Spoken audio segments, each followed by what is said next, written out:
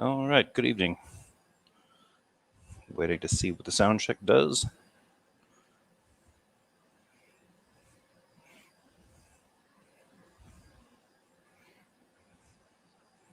Yep, it's working. All right. So, good evening, everybody. It's been a long time since I've done my own video. I haven't hosted one in quite a while. I kind of took an inadvertent hiatus from YouTube, and I got longer because I ended up getting a new place and moving, and that was pretty hectic. So, between working and getting things moved, I didn't really have time for much else. I fell behind on YouTube and had some studying. So, anyway, I got involved with some of this stuff. I don't feel like I really missed quite a bit, but around about the time that Tom Rabbit started putting these videos out, it started perking up my interest. Some of the ones that I saw from that featured Darth were kind of the same old stuff, same criticisms. Other than that, hi Red Fang, how you doing? Nice to have you here. So yeah, I'm going to start with this one. So there were actually two that Tom Rabbit did that featured this. I was going to share, the description's got both videos linked. It's this one and then the aftermath when Darth is kind of with some of his chums hanging out, licking his wounds or whatever that is he calls it, but consoling himself. And I was going to share the one that Canadian Catholic had, but I don't think that I couldn't find it. I don't know if I'm doing something wrong. He's got it titled something different. He's dropped a few videos on there, so I'm just sharing the ones that Tom Rabbit did. So this one's pretty good. Apparently, Jay Garfield has been a guest on some of these kinds of things before. He's talked with Canadian Catholic before, so I'm going to let him get into this. I got this at a point where CC has kind of already introduced them, but he's going to give them an opportunity to kind of like open up their little stances and stuff, and he's it's been a long time since I think Canadian Catholic's done this, where he's like gotten kind of a AAA, philosophical talent in there, and then it's like opening up the gates for the Rancor to come out, and then we'll see if the philosopher can Jedi Knight his way out of the situation. So here we go. I'm going to start playing this, and I might speed this up a little bit, but no faster than 1.25. I try to keep this at the relatively same speed, because if people are watching my stuff and want to speed through it at double speed, if I start speeding up stuff too fast to review it, it gets kind of annoying. All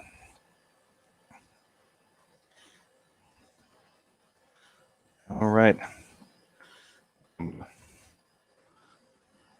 Get this part unmuted. And if anyone's struggling to hear it or anything like that, or hearing any background noise or anything, needs it turned down, just let me know.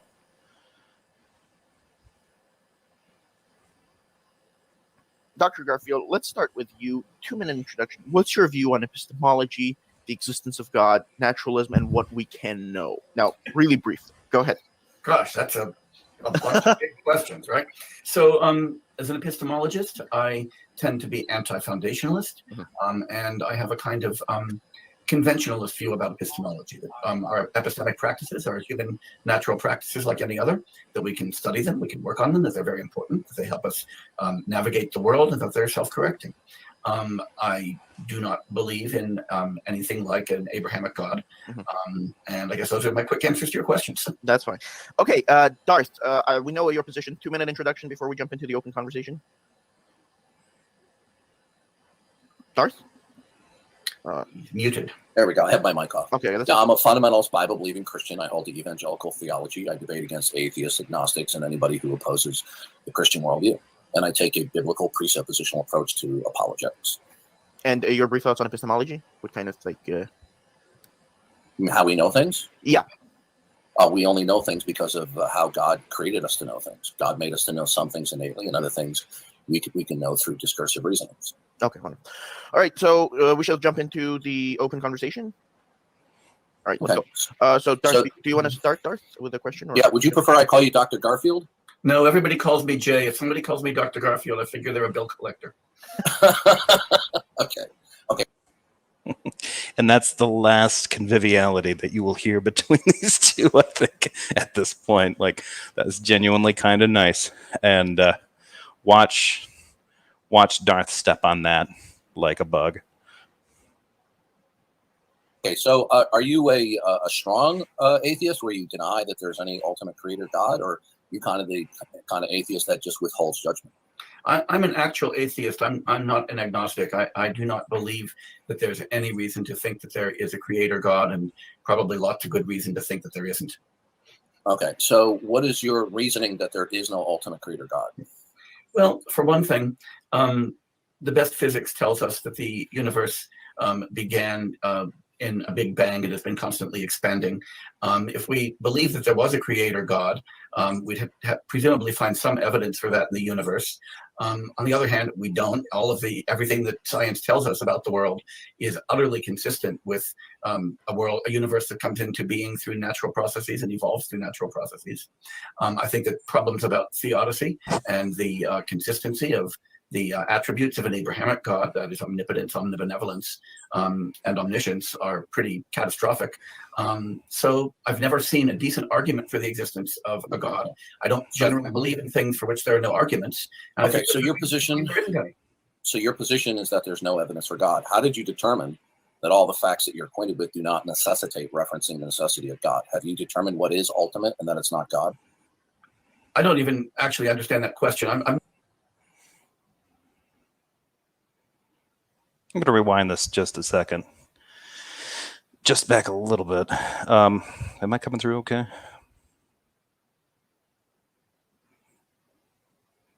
I think I am. But yeah, there's a little bit of an issue that I have here with this. I'm going to take this back because he asked him this question, and Dr. Garfield kind of lays this out. And lays it out in a pretty good way. I don't generally believe in things for which there are no argument, completely consistent with in a big bang. What is your reasoning that there is no ultimate creator God? So there's this question. What is your reasoning that there is no creator God? This is always Darth's hang up. So let's see what Dr. Garfield lays out. Well, for one thing, the best physics tells us that the universe began in a big bang and has been constantly expanding. If we believe that there was a creator God, we'd presumably find some evidence for that in the universe. On the other hand, we don't. Everything that science tells us about the world is utterly consistent with a universe that comes into being through natural processes and evolves through natural processes. I think that problems about theodicy and the consistency of the attributes of an Abrahamic God, that is omnipotence, omnibenevolence, and omniscience, are pretty catastrophic. So I've never seen a decent argument for the existence of a God.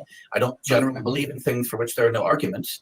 Okay, so your position is that there's no evidence for God. How did?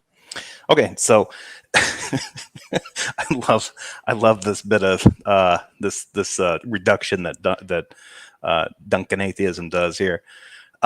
So Darth says, okay, so your position is just there's no evidence for God.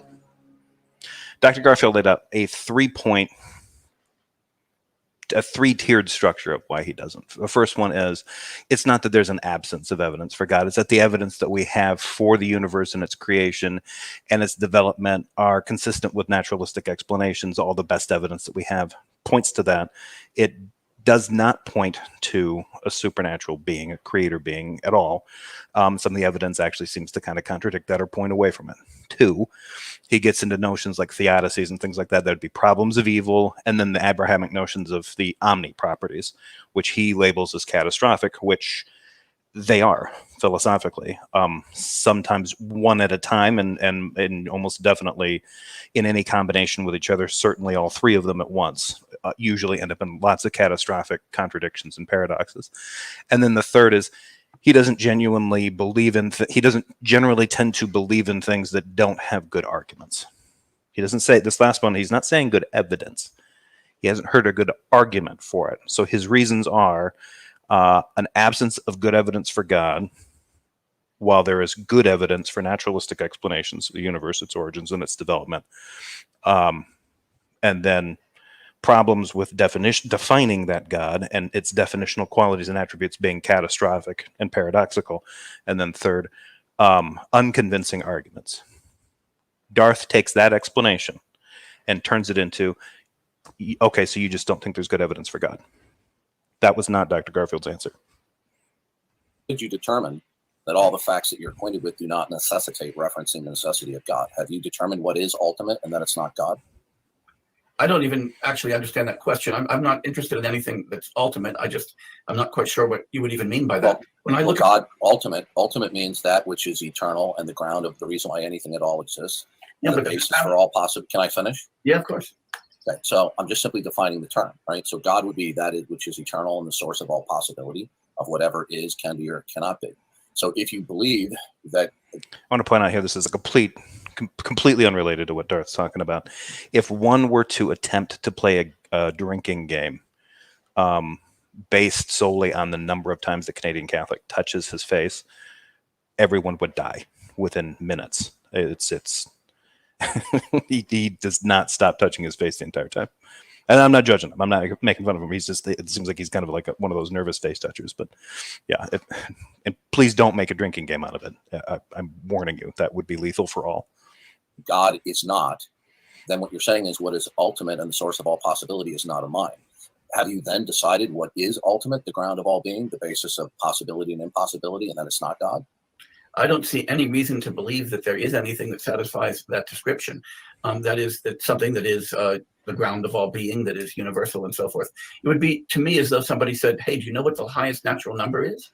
And I'd said, no. And they say, well, given that there's a number bigger than every natural number, there's got to be one that's the highest that you can count to. And I'd say, no, that's just a mistake. We can think of every natural number as being finite. Similarly, yeah, I think that's apples and oranges right there. So your naturally, Darth would. Position is that you do not believe that there's anything fundamental, singular, imposing what is, can be, or cannot be. So That's in exactly your views, all right, so is anything impossible, Doctor or Jay? Well, it depends exactly what modality of possibility you mean. Do you mean logical impossibility, mathematical? No, I'm talking about, is anything impossible at all? This is good because Darth, this is where Darth starts getting short with him, because this is the part where it's obvious that Dr. Garfield knows more about this than Darth, but Darth is going to try to keep him in his dirty sandbox of crap ideas, right? He just wants him to like, no, I just want to talk about basic possibility. I don't want, this is where I don't want the philosophical gobbledygook. And yet he's talking to an actual philosopher who can bring the quote gobbledygook if he so chooses. This Garfield's making more sense so far than Darth. Well, as I say, you haven't defined the term impossible, so I don't really know. I mean, there's anything that cannot be. Is there anything at all that cannot be? All right, so what you've done is replaced the word impossible with cannot, and I'm still asking you what modality you're talking about.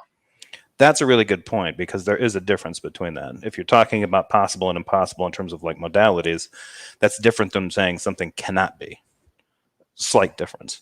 And Darth doesn't talk about this. He doesn't ask for clarification on it. So I don't know if he's heard that before. It's not a huge pushback, but I kind of wonder if he's ever like, if he's heard that before from anybody else and he's ever pushed back on it. But I'm talking about, is there any state of affairs, Mm-hmm. okay, that cannot exist? Any propositional truth, that it has a truth value of true, that it cannot exist? Is there anything that's impossible? It's a simple question. Well, it's actually an empty question. So let me just ask you to be a little bit more precise. I'm happy to answer your question. I just want to know what modality you are using when you talk about possibility and impossibility. There's a big difference. Is there any state of affairs that cannot be? Can I jump to the moon right now, Jay? This is good. So he doesn't even, it's funny because I'll hand it to Darth. Like, he doesn't even sound cautious at this point. Like, and you would think that someone, if you've been trafficking in an argument where you're just dealing with impossible and possible in a very binary way, and you're talking to this guy and who's bringing out like, what kind of impossible? Are you talking about something that's mathematically impossible in terms of classical logic, physically impossible? Which one? Darth doesn't skip a beat. He just keeps trying to like, no, anything that's impossible, just like all of it, the whole grab bag. Yeah. Do you mean physically? Do you mean logically? Do you mean biologically? No. Can I physically jump to the moon right now? Oh, physically. I'm pretty sure you can't, because the laws of physics make it impossible for something with your kind of mass and strength to jump to the moon. That's a physical. Are the laws of physics eternal and absolute within themselves? This question frequently when brought up does not make any sense, because when somebody brings up the laws of physics, Darth seems to treat them like science fiction's 10 Commandments. You know, they're like Star Trek tablets or something. You know, it's like the atheist version of a law imposed by some kind of God or the Force or something like that. He really doesn't get this, and you'll see why. There's no reason to believe that. I mean, laws of physics describe the universe as it's evolved right now. They may or they may not be. That's something that I really don't know. Okay, so how do you know that the uniformity of nature is real? I don't. Okay, but you're asserting it as though it is. I said nothing whatsoever about the uniformity. You said the laws of physics. The laws of physics would be the same thing as saying the uniformity of nature. I did not say that. You said that. See, so Darth wants to equate the uniformity of nature with the laws of physics, make them both eternal. They have to be sustained, because that's his argument, right? Not only were they created by God, but they're sustained by God. The only reason there's any regularity at all is because God imposes that regularity upon the system. And here's the thing I would like to break this down with somebody who might know about this better. What Darth actually believes is that every fucking moment that happens is a miracle. That's what he believes. There was one that I was going to open with. There's a small video where it's from Tom Rabbit. Someone asks him about 1 + 1 = 2. And Darth spends almost 2 minutes explaining why it's possible for God to make 1 + 1 = 3. And it's an interesting video because I think if people were to watch it, and it's only like a 2-minute long video, if people were to watch it, they would get the impression like one could easily come away with it and say, oh, Darth thinks that God could just make 1 + 1 = 3. Well, I mean, if we lived in a universe where we had 3 instead of 2, then that would be one thing. That's not precisely what Darth gets at, though, when he's talking about it. He actually believes that 1 + 1 = 2 it equals that in the same way that 1 + 1 could equal 3. God imposes that on there. In a way, it sort of derails his notion of regularity. God is regular, and then I guess can suspend regularity or something like that. I guess he can constipate the laws of physics or something. I don't know. Yeah. How would you differentiate the uniformity of nature from the laws of physics? What difference would that make?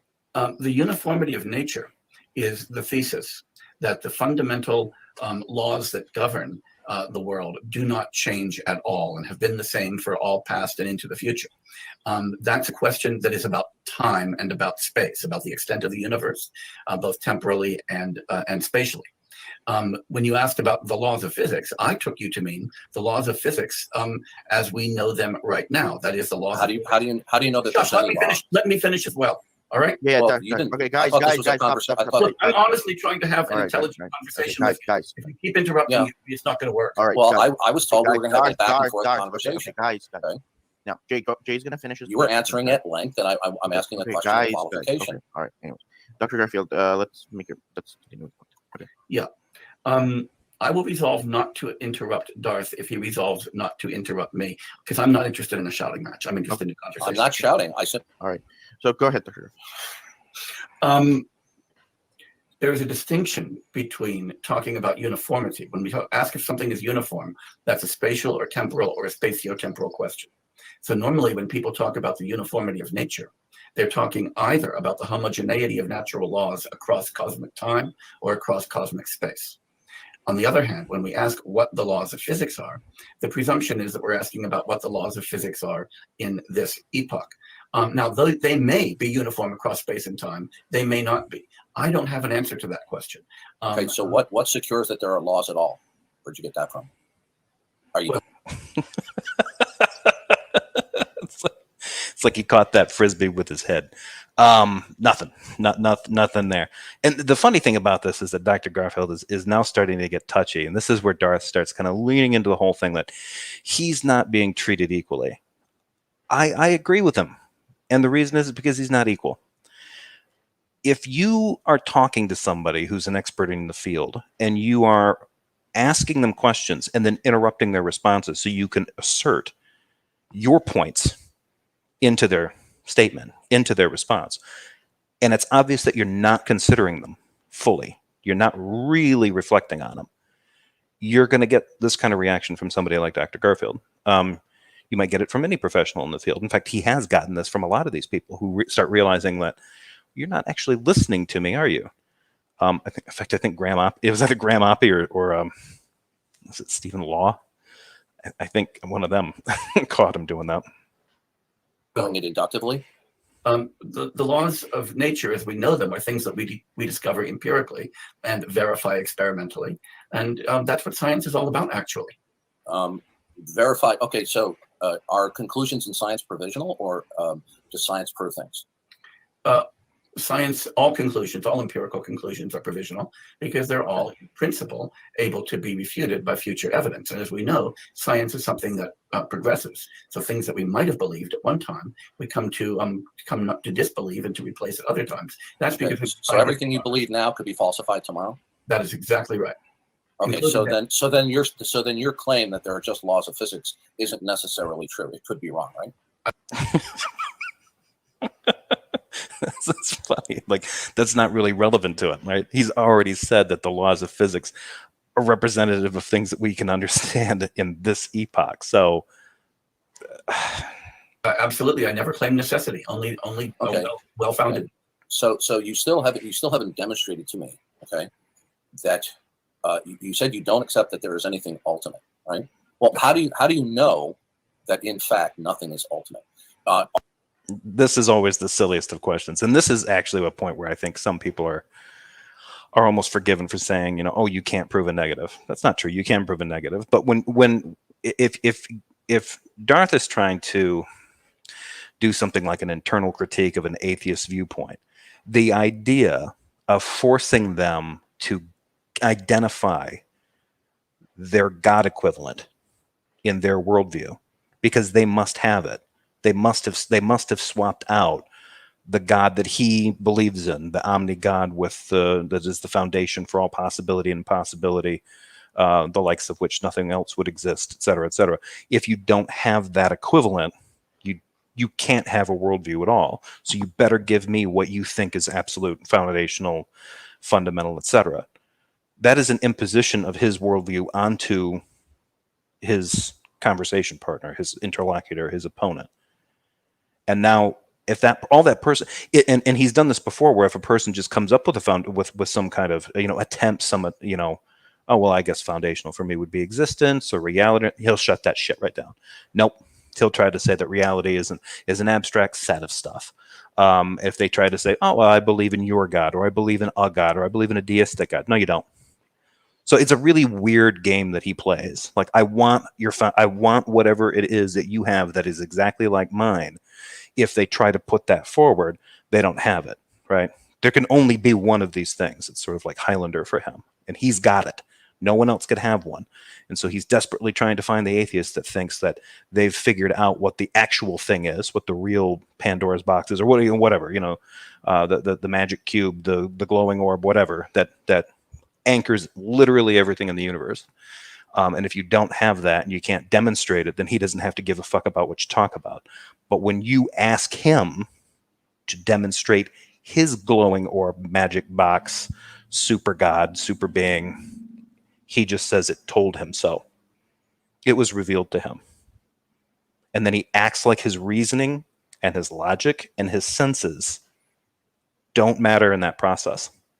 But yours do. Are all events, including what you call laws of nature, spontaneous occurrences, since they're not being instituted and secured by anything that's singularly ultimate? How do you know that there's not something singularly ultimate? How do you know that? Because there's absolutely no evidence for anything like that. And if there was, presumably there would be some evidence for it. If somebody could provide me with any evidence for a kind of transcendent ultimate reality, I would be the first one to accept it. That's an argument from ignorance, Jay. Because something is deemed to be false until and This is funny. He's saying, Darth is automatically saying, no, what you're saying is that it's false. He's not saying, he's like, hey, there's no evidence that it's real or not. So he's going to presume that there isn't anything like that. This is just classic DD. If it could be shown to be true. You said there's no evidence, okay? So what you're saying is that all the facts that you're acquainted with, in your mind, you determine that they don't necessitate an ultimate. How did you determine that all the facts that you're acquainted with are independent of something that's ultimate? Have you determined that? Well, I have never seen any reason that anything that I believe about the world necessitates, implies, is explained by The first Shushing. anything that is transcendent to the world. And It's not an answer to my question. What that means is that you're proposing effectively a fifth wheel, something with no explanatory force at all. You haven't answered the question. And with no evidence in its favor. Yeah. So for that reason. Yeah, can we have a conversation here instead of you lecturing me? So, one would have thought at the beginning that they could have a conversation if they weren't already familiar with Darth Dawkins and his approaches to things. At this point, it's pretty clear to Dr. Garfield that he can't. Like he's trying to like give him definitional explanations for some kind of key philosophical things that Darth has been abusing, and Darth won't have it. So he's basically accusing this guy of making an argument from ignorance. That's not what he's doing. So Darth's not even identifying a fallacy correctly. And I don't know if Dr. Garfield has been around these discussions enough to know that usually a person who will throw out, although I tend to do it too, so people can judge me for this. I've noticed this, a lot of apologists, especially in this corner of the YouTube realm, when they throw out a fallacy, they usually either pick the wrong one or are trying to apply one to something in a really tortured way. Generally, it's just the wrong one. They'll try to do something and kind of torture out this weird connection, like, oh well, your explanation entails this, and it has nothing to do with it. Guys, Okay. I was told that we were going to have a conversation here. Right? I mean, I certainly respect your academic credentials, okay? But I thought we were going to have an interaction here instead of you just lecturing me. Now, you will either believe. Right. So, Dr. Garfield, you. At this point, I want to point out, up until this point, Canadian Catholic, if he's interjected at all to do any moderating, he's done the kind of like passive aggressive manager kind of thing. I don't know how many of you have ever worked in office environments, but let's say that you've got that individual that shows up to work that wears a little too much perfume or cologne, or maybe they're the exact opposite. They're a little too, the humanity is a little too ripe on them from day to day. Everyone knows who that person is, right? And the manager should probably do something about that one. What you end up getting is a group email sent to all of the employees from the manager, reminding people of the dress code and hygiene rules of the office, right? It goes out to everybody. Up until this point, Canadian Catholic has been kind of doing this. Guys, play nice.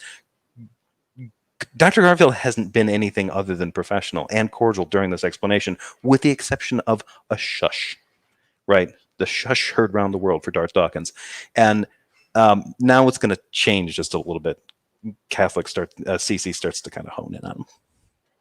Do you feel like... Yeah, don't mute me. Okay, guys. Okay. If you're going to mute me, I'll leave. Okay. Right. I'm being very respectful. Okay. I just don't want to be a monologue to. I want to have a conversational interaction here. All right. Now, Jay. Okay, we will. I don't want to be monologue too. I'm Darth Dawkins. I'm the one that monologues. Dr. Garfield, how do you prefer to proceed? I'll proceed however you would like. Quite frankly, I would just like this to be respectful, coherent conversation.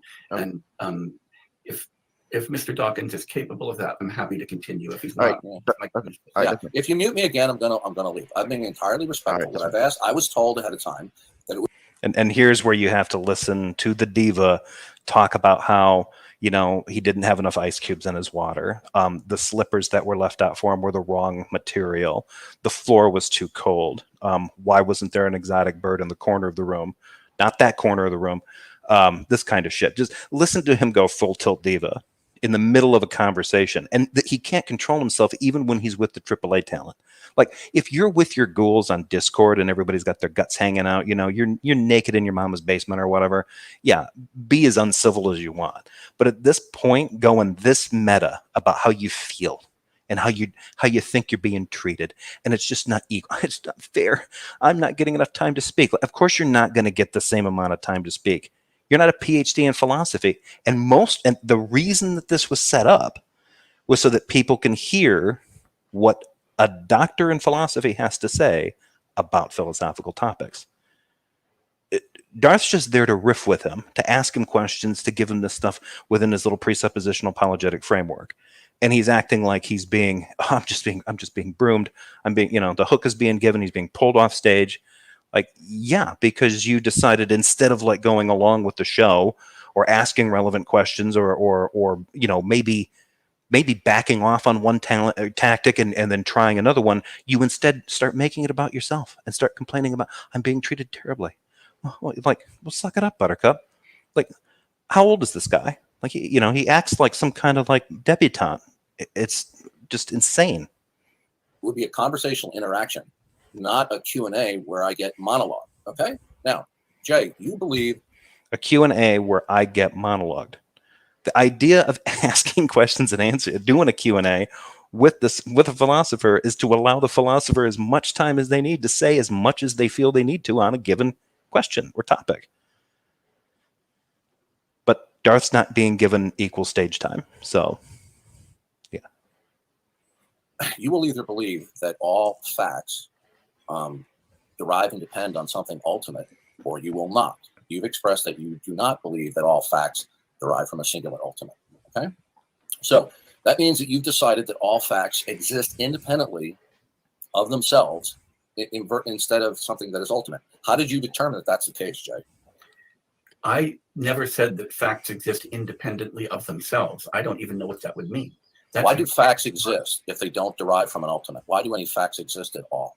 Well, I think that each fact exists because of other facts that give rise to it, that cause it. So, for instance, I think that it rained today because there were a lot of clouds and enough humidity for those clouds to condense and the rain to fall. Mm-hmm. I don't need. And where does it end? I don't need a deity to explain that. I didn't ask you that. Where does it finally end? Okay, do you end up with brute facts where where you have proximate fact that's explained by a like that? I didn't ask you that. He kind of did, and he's answering it.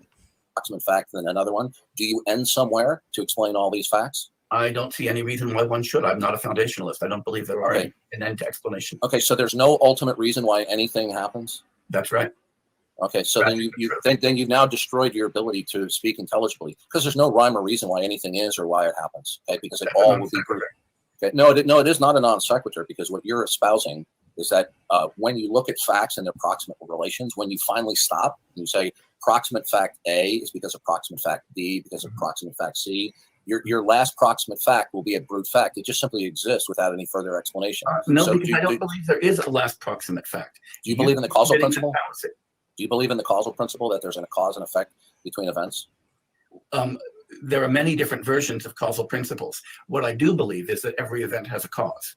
I'm not sure and what opposes that? And why? Completely wasting it. There are many different. How did he put that? There are many different kinds of causal principles. Spontaneous, or is there something opposing that? I'm not sure what the causal principles. What I do believe is that every event has a cause. In the causal principle that there's a cause and effect between events. There are many different versions of causal principles. What I do believe is that every event has a cause. I'm not sure and what opposes that? And why is that? Is that just simply spontaneous, or? This is where it gets childish. Like, he's literally asking why. Like, he never made it out of that developmental stage. Or is there something opposing that? I'm not sure what the question is. I'm sorry. Well, I want to know is why you believe anything at all. Finally, you don't believe in anything ultimate, so there is nothing finally making anything what it is. Now, your position is you gave me Big Bang cosmology. Why there's no God? The Big Bang is just simply the latest popular paradigm. Big Bang cosmology does not get you that there's no God. I think you're aware of that. Number two, appealing to the physical world around you. But the other problem that Darth's doing there is that depending on the way you look at the Big Bang cosmology, it's not necessarily a beginning. The idea that it's the origin of everything is something that I think a lot of apologists kind of shoehorn into there.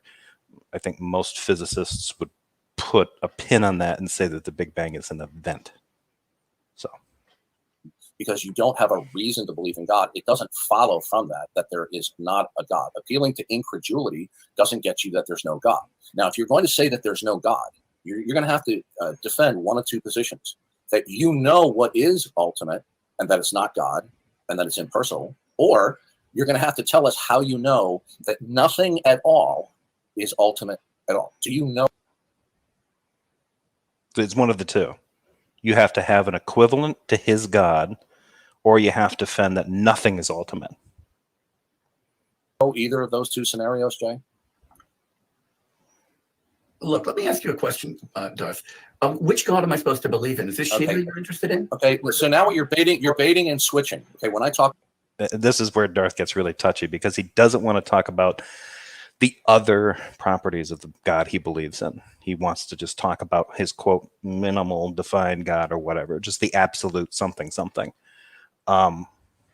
It's perfectly fair for Garfield to ask this question because if you're talking about a being, like for instance, in this case, and usually if people get into Darth's script, if they believe that there's something ultimate, Darth will not allow them to accept, right? He's going to argue to the death that they can't hold to an ultimate foundation that is not a mind.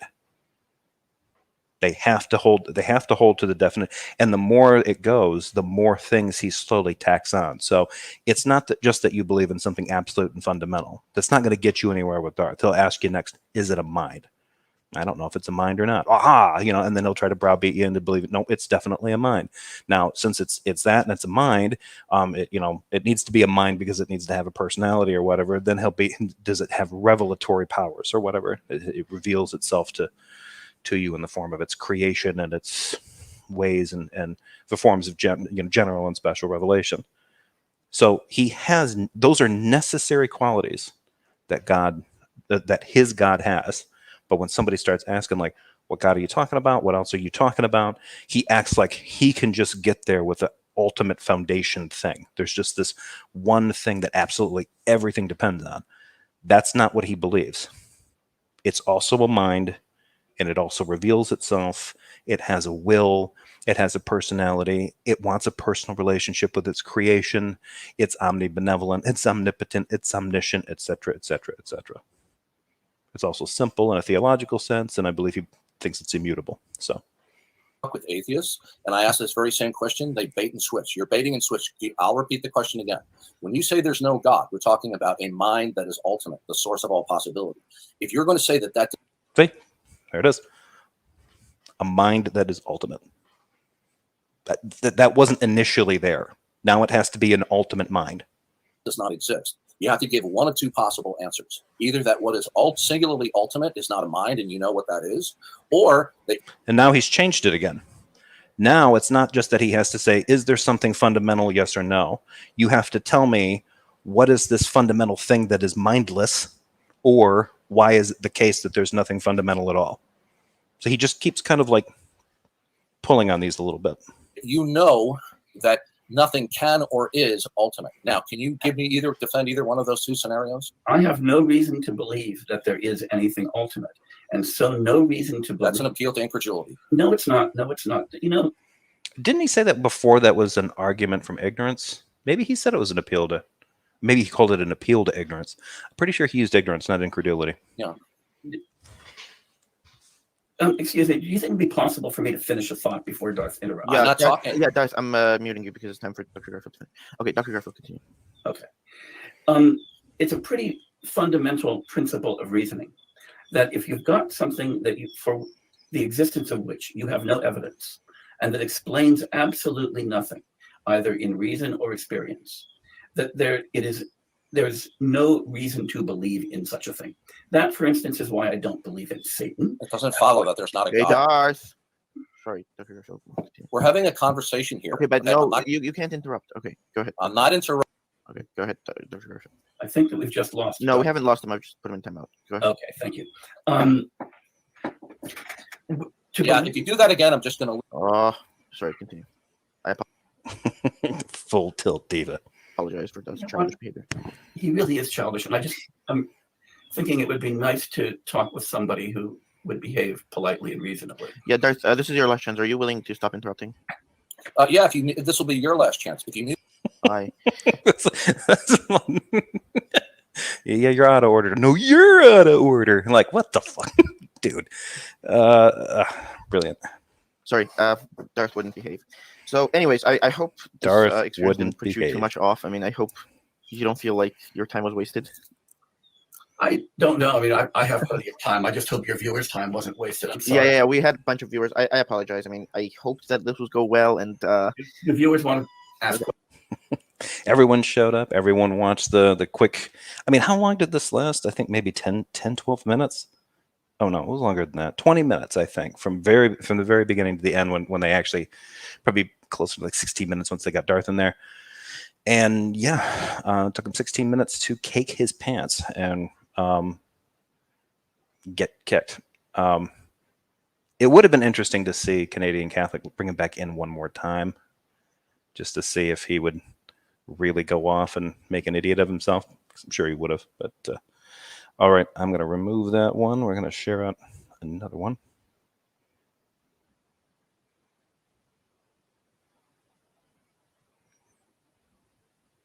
And this would be the section of the video Tom Rabbit was nice enough to do to pick up his Darth's conversation back at home base.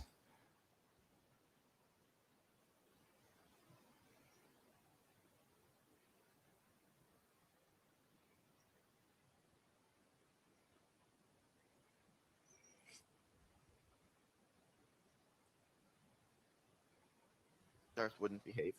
So, anyways, I hope. Meanwhile, at the Legion of Doom. Because I told him I didn't want to be lectured to. I wanted to have a conversational interaction. Right? So you can check it out on Canadian Catholic's channel. And in fact, Canadian Catholic just kicked me off the stream. See, that's the problem with some of these PhD types. They're so accustomed to people being sycophantic and obsequious. Yes, professor. Yes, professor. And they think that they're in front of a classroom when they're in a one-on-one debate. Okay. And what he wants to do is he wants me to say a couple of words and then he wants to monologue for 10 minutes. Right? Check it out. I think you'll find it. Did anyone get that impression? I mean, Darth was asking all the questions. And Darth sounded particularly hostile when Garfield asked him a question back and asked him which god he was talking about. And then Darth really got a little, his nipples got really irritated over that. So, I mean, the fact that Darth doesn't seem to get this, like, it's been a while since Canadian Catholic brought him out, I mean, at this point, I feel like Canadian Catholic kind of uses this guy like a bearded lady or, strong man, some kind of freak show attraction. He just brings him out and then uses him up to a certain point. I yelled at Darth for this. I thought it was funny that when I did in one video where I was like just really insulting him because he was being a dipshit. He just does not understand that Canadian Catholic is willing to do this up to a point, but not to past the point where he's going to completely alienate one of these philosophers, so he can never have a conversation with him again. Like, he's not going to let you eat them whole over a goofy internet discussion. He's wisely will put a stop to it. And that person is a, quote, special guest. So he's trying to make sure that person is comfortable with it, agrees to the terms of those conditions. And usually I think the Darth thing is something that, if not sprung on them, is something of a surprise. It's like, hey, we're going to bring some people in here to ask you questions. And then the surprise is this 60-plus-year-old man who lives in his mom's basement or something is nuts. So we'll let him talk to you. I bet you can only make it 10, 15 minutes. Garfield made it about 16 to 20 minutes with him. That's not bad. I think other people have made it longer. I think Stephen Law made it longer, but yeah. Amusing. Yeah, I was listening to it. I would never, I mean, given the sheer multitude of occurrences, with Canadian Catholic moderating, and it's just terrible. Yeah, this guy was trying to monopolize the majority of time as though I was some peon because he has the PhD and I don't. I was told repeatedly, and I stated on camera, that this was. Yeah, that makes you the peon. Like, I don't know how entitled Darth can get. Right, like he's capable of bullying people on Discord, therefore he is the equivalent of a PhD. Like, this would be like the guy that comes in entitled that wants to be the manager. Like, you brought him in for a part-time job answering phones. Like, fucking diva. Was supposed to be a conversational interaction. I don't mind him responding for a while, but a conversational interaction. If someone had a, quote, conversational interaction of that type with Darth Dawkins, face to face, Darth Dawkins would probably be physically attacked. So I don't know if this guy has to be confined to his home. I wouldn't be surprised if there's some orders out there for that. What I do mind is being lectured to or monologued to. I want to have a back and forth, right? And you see, this is why the guy was getting upset, because he's so accustomed to being in a classroom situation where they monologue, and lecture, which is fine for that setting, right? So the point is that these people don't want to be challenged unless they have an unrestricted length of time to monologue and to lecture. So I have heard him lecture people for much longer than any of Garfield's responses were. And the responses go on longer because, unlike Garfield, Darth will then take the opportunity when he's been interrupted to then turn his long monologue in and pivot that into a secondary monologue about how he's being treated and bamboozled and lied to, and then he'll go off on tangents like, how old are you, and you don't act like your age, or you need to act your age, etc. So he's not one to talk here. I mean, the best thing about hearing this guy talk is just to witness the consistent lack of self-awareness that this man has. This is a guy with no friends in real life. I don't think it's possible. He just has acquaintances and some relatives that just humor him and tolerate him and probably minimize their time with him as much as possible. That's sad. But he'd probably be okay if he sought some kind of therapy, but he's openly hostile when people bring up the idea of psychology, especially when it applies to his own therapy. Like, he could use some. I've seen him lose his top on that topic. Canadian Catholics a scumbag. So the point is, I was told it was going to be a conversational interaction, and it turns out this guy wanted to monologue and lecture me. What was he? He's going to do that now. What's funny here is, notice as I'll let this play out for a little while, he's going to start telling some of his followers, his acolytes here on his Discord channel, wherever he's at, how this went down. And I think maybe they didn't have an opportunity to watch it yet. But, I mean, just kind of, if you don't drone out, listen to him, kind of pay attention to the way he characterizes this and then their reaction. What was he lecturing about? Was it about science? Well, he has a PhD in philosophy, and he's going on and on and on. And he says there's no God. And I held his feet to the fire. I said, you're either going to, and this is at the tail end of it. I said, if you say that there is no God, that what is ultimate, the source of all possibility is not a mind, I said, you're going to have to do one of two things. You're either going to have to tell me what is ultimate and that it's not a mind, right? Or if you deny that anything is ultimate, you're going to have to tell me how you know that nothing at all is ultimate. How do you even know that? Right? And he started responding, by saying, well, I have no reason to believe. This is an appeal to incredulity. This guy had... It really isn't. I mean, and again, this is coming from Darth, who took his explanation, Garfield's explanation, the threefold explanation. Evidence points to natural explanations better than the existence of a supernatural God. Theodicies and the concepts and properties and attributes described as being God, especially the Abrahamic God, are filled with contradictions and paradoxes. 3, the arguments are bad. Conclusion, based on those 3 things, I don't really have good reasons to believe this. Chucklehead here chalked all of that up to, he just doesn't think there's enough evidence out there for it. Why? So he could pigeonhole him into like an imperialist trap or something like that? An evidentialist trap? Who knows? Well, how do you even know what evidence is? Do you even know what your name is right now? Had a PhD in philosophy, and he was about... Exactly. He's got a PhD in philosophy. You don't. What are you doing? Think about that.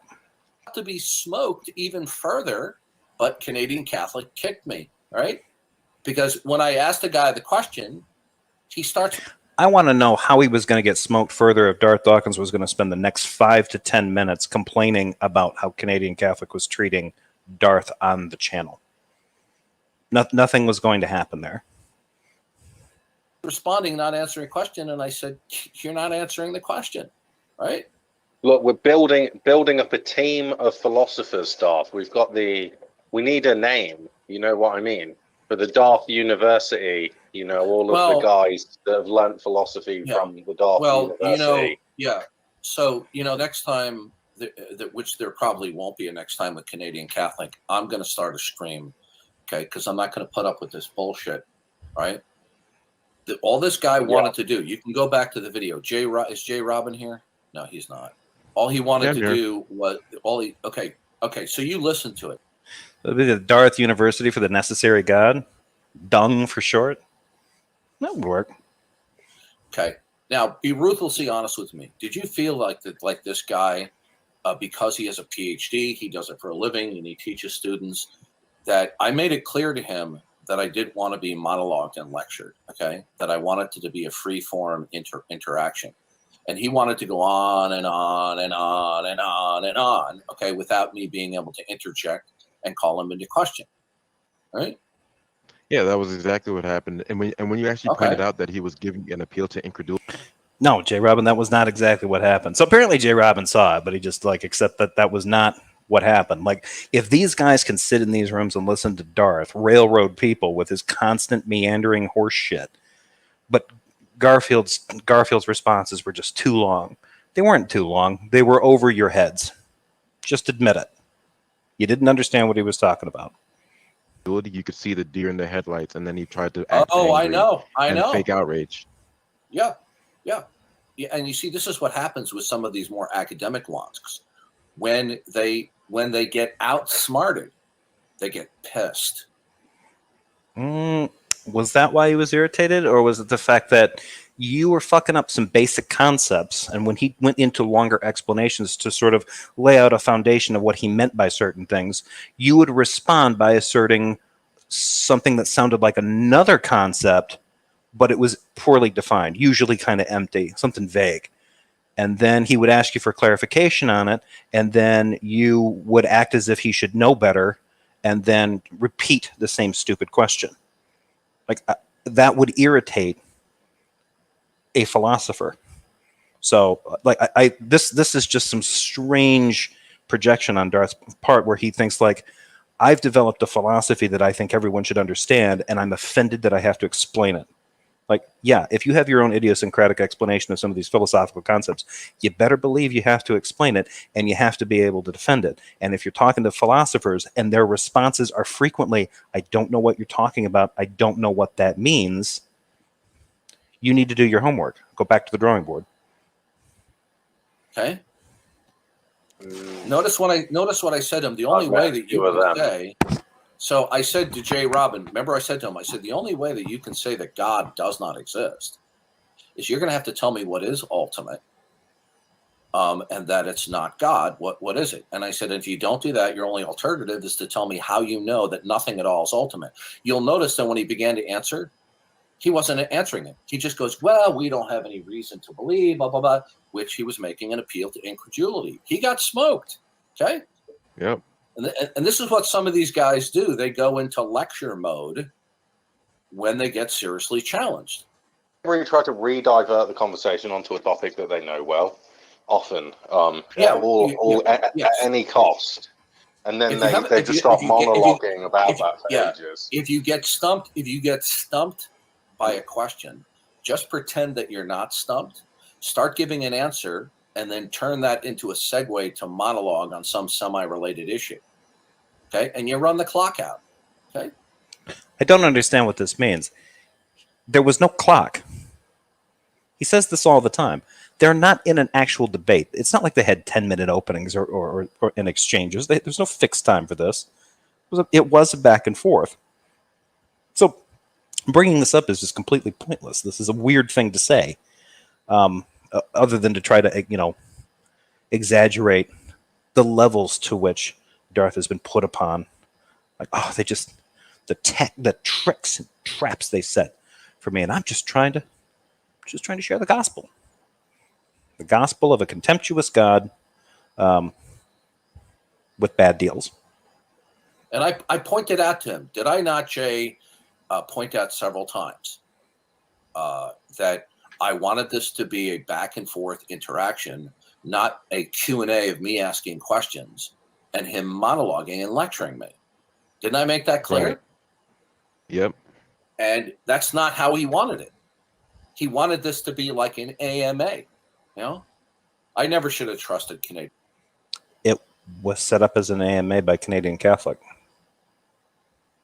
Catholic. Never should have trusted him. Well, you know, you kind of notice this pattern. He'll ask you to join it. You join. He acts. You know, he has terrible moderation, and then he'll like leave for an extended period of time. Hopefully, we kind of forget, and we get softer feelings for his moderation, and then he just does it again. Yeah. Notice that this PhD in philosophy could not defend his atheism any better than your typical atheist. He kept on resorting, well, we don't have any evidence. We don't have any evidence. Is it PhD? That wasn't what he kept doing. It wasn't even close to it. He gave him reasons for it, right? And in some cases, his answer was, there's no good reasons for the thing that you're defining, like this ultimate foundational thing. He's like, there's no reason to believe that anything like that. He even went on to say during one of his explanations that what Darth was positing was this sort of metaphysical fifth wheel that has no explanatory power, which is very true in a lot of cases. It doesn't really apply to much of anything, but Darth's just going to try to like pin him with the whole no evidence, no evidence, no evidence. That's what these atheists do. Okay. Yeah, you could have learned something from Dr. Gardner, but this is why people always blame him, you know, and he gets ticked off when somebody accuses him of, quote, running a script. Like, if you're talking to somebody who's at a higher level, I don't ever hear him talking at a different level. Now, maybe that's nice because it's always democratized. It doesn't matter if he's, but it's a little fucked up, right? If he's talking to a PhD, he talks to him the same way he talks to a 12-year-old. Right? Like, he doesn't have different ways of explaining this. He has to run the same questions back and forth. They still have the same like kind of blind turns and stuff to them, like what's foundational. Then you find out later through implication that it's not just foundational, it's also a mind, all this other kind of stuff, all these little surprises. He'll do that to a teenager, and he'll do it to a PhD. And then he has the gall to ask people about their age and then judge them for how they're acting. It's like, you're acting like a melodramatic 15-year-old yourself, and your approach is bizarre. Like, if you think that you're that well versed in this, you should be able to explain this at multiple levels of expertise. You shouldn't be struggling with the same levels of confusion with teenagers and college kids that you do with PhD types. And when PhD types know better and ask you either for clarification or tell you that your questions are meaningless or your definitions are vague, you need to tighten that shit up. And he doesn't. He just chalks it up with, oh, they just don't know anything. Yeah, I guess they all just, none of them have real degrees either. They're all fake. In philosophy, and he couldn't do any better than a teenage atheist on Discord. Oh, he said we don't have any evidence for God. He said. I said, well, how do you know that all the facts that you believe in don't stand in necessity of God? And then he just regurgitates the same old claptrap.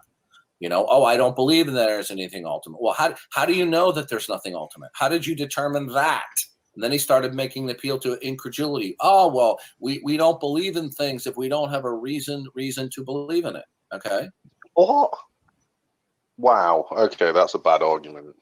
Yeah, I did make a mistake, though. Okay, I should have told Canadian. Okay. What? Wow. You know, oh, I don't believe in that. We don't have any evidence for God. He said. I said, well, how do you know that all the facts that you believe in don't stand in necessity of God? And then he just regurgitates the same old claptrap. You know, oh, I don't believe that there's anything ultimate. Well, how do you know that there's nothing ultimate? How did you determine that? And then he started making the appeal to incredulity. Oh, well, we don't believe in things if we don't have a reason to believe in it. Okay. What? Wow. Okay, that's a bad argument. That could be. Too bad that's not exactly what happened. Again, it wasn't entirely about evidence. He asked him initially about his reason. Darth loves to do this. He did this. I haven't had a chance to talk about this, so I'll put it on here. He did this when he had a back and forth with Dr. Josh Bowen, right? He asks, and he was kind of excited during that one. You know, he's getting a little wiggly. He's not intimidated. He's clearly not intimidated by Dr. Bowen. Dr. Bowen's a nice guy. But you could tell, I think he was there. He thought he had something. He could make an example out of him. You know, this guy's a hero to some of these internet atheists. So I'll get him. First questions he asks him, why are you an atheist? Second question he asks him, why is there no God? Third question he asks, How is it that there is no God? Then proceeds to act like he's only asked Dr. Bowen one question. Those are three very different questions. And in this case, it's sort of the same thing. It's like you asked Dr. Gardner for his reasons why he doesn't believe, and he gave you lots. They're very general. And he didn't and Dawkins didn't ask for Dawkins doesn't care about Dr. Gardner expanding on any of the three main areas that he got into. Actually, kind of got into 4 or 5, but he kind of ended up bringing up his 3 points. Instead, Dawkins just reduces it to, Darth just reduces it down to, oh, you just don't think there's evidence. And then proceeds to treat him uncharitably from that point on. Like, yeah, that's a bad argument. That wasn't his full argument. You didn't pay attention to the rest of his argument. AJ. Hey, Jeff. Welcome aboard. I'm gonna. You haven't phone here with Darth videos. It's good to catch up with the double D. Yeah, Tangelo wrote something to you very interesting in the live chat. Oh, did he? I must have missed it. Let me. No. I'll take a quick break and check it out. It was tagged to me. I think it was. Tangelo's. Dee got so because you did not put anything reasonable on the table. Put anything reasonable on the table, like what? The issue with Dee Dee's arguments generally is that he's putting something on the table that is not reasonable, and then insisting that it's it's inevitable, that it's necessary, and he has no way of actually demonstrating that, and then demands that you come up with an alternative to it, which also wouldn't be demonstrable. By definition, it shouldn't be. It would just have, if it had the same properties, but it wasn't equivalent, it would be revelatory. So there's a God that is, but it's only revealed itself to me in a way that only I can know. I could do that. Would that be reasonable? No. Darth wouldn't accept this as being reasonable, but that's what he's insisting on. And not only is he insisting that he knows it, he's insisting I do too. Like he has command of my subjective experience as well. So I want to know why. Tangelo, maybe you can ask me this. I want to know why Darth Dawkins is so fundamentally dishonest that he. What? Answer. You said ask. Oh, sorry. No, I would like him to ask Darth why Darth is so fundamentally dishonest from this position of jumping on the presuppositional bandwagon, where you presume the psychological stance of your opponent as automatically either being deceived or dishonest. And if he can give some kind of defense for that, if he thinks that there's a way that he can reflect on that without having without that poisoning his opinion in advance of the person he's about to talk to, especially if it's a skeptic. Because I've noticed that with some of these people that really internalize this argument, it tends to affect the way they treat other Christians who disagree with the presuppositional apologetic. Otangelo, I've watched Darth do that to you. You're a good example of that. So now, one thing what? Oh, the one thing I thought was interesting was when he said, "Well, can you tell me why there is no God?" And then, but the problem with that is it's almost very childish. Well, can you tell me why there is a God and how you determined a specific one? Yeah, because it has to be. Well, it has to be. But this is like, I mean, this might be a little bit simplistic, but it's like, I've used this example before. I've never heard of whales living in the ocean. And somebody tells me, so somebody proposes to me that there's these things called whales that live out in the ocean. And I say, okay, cool. And you can't show it. And then I say, well, then there must not, then now I make the claim, well, I believe that there are no whales in the ocean. And like, okay, well, why are you telling me that there are no whales in the ocean? You proposed that there were whales and you weren't even able to show me. So now I can believe that there are no whales because you can't even demonstrate that. Well, at least give you reason to doubt. Exactly. Well, you're talking about belief. Right, but in that case, at least there's some, like, they could say, like, oh, okay, well, normally I would be able to let you, I could point one out to you so you could verify it, but that's not what he does. He knows his claim is not only is it necessary for this being to exist, because without it you wouldn't be able to even have the conversation with him, but you actually know it, and you're either lying to me or you're lying to yourself about it. Yeah, and the other thing is the fact that, it's believing whales to exist or not is kind of innocuous, considering the fact that the claim of God existing is as necessity for the origin of all things. Right, you'd have to say, like, there's a being that lives in the oceans that is the absolute foundation for all of reality, space, time, impossibility, blah, blah, blah, blah, all that kind of stuff. But even if you did that, if you said, like, okay, there's a being that lives in the oceans, have you seen it? Nope. Well, how do you know it's real? It's necessary. Okay. And it's revealed itself to all through general and special revelation. You actually know that it's real, but you're denying that truth in your unrighteousness. Well, how do you? So when was it revealed to you that it lives in the water and that we can't find it in the water? Someone else wrote about it. There we go. And that person, that revelation was revealed to them. Now, it doesn't matter that I used my senses to hear this claim, and then used my reasoning to kind of work my way through it, and then just, and then for whatever reason was convinced of it. Or tricked by it, but no, can't fool me. Anyway, let's play this on. Canadian Catholic that he's going to have to appear on my stream with him and me. Okay, Otangelo, because we exist, God exists. Obviously, I agree with you. That's fucking retarded. God exists because we're around. It's a concept that we have. If we weren't around, there wouldn't be a God. Right. So checkmate. God's a man-made creation. Yeah. That you're supposed to flip that around. God exists, and because we exist, right? Or something to that effect. Like, no, yeah. Well, it's basically that's the natural revelation. It's because you see tree. That's no different than saying when you get into a conversation with some Christian theists and they say, "Look at the tree," because trees, therefore God. Right. Because there are humans, there's a God. That's wrong. You haven't demonstrated. What do they call that? Isn't that affirming the consequent? Well, yeah. William Lane Craig has a problem with this because William Lane Craig used to say that he believed that general revelation. This was in a Q&A section of a lecture he was given. He believed that general revelation on its own would get people to some kind of form of natural monotheism. That is patently stupid, right? Like, it's like, no, how many different cults and religions do you have that are based on people's observations of nature, natural phenomena, calamities, and they've attributed those things to gods, to the divine? Yeah, like the Great Spirit being in the wind for some Native American tribes. Right, spirit of the land, a spirit of lightning, a spirit of the ocean. There's always Zeus throwing down his lightning bolts because he's mad. Yeah, Neptune or Poseidon pissed off, and that's why. Or Game of Thrones. The drowned god, the god of light, the god of drunkards, the god of.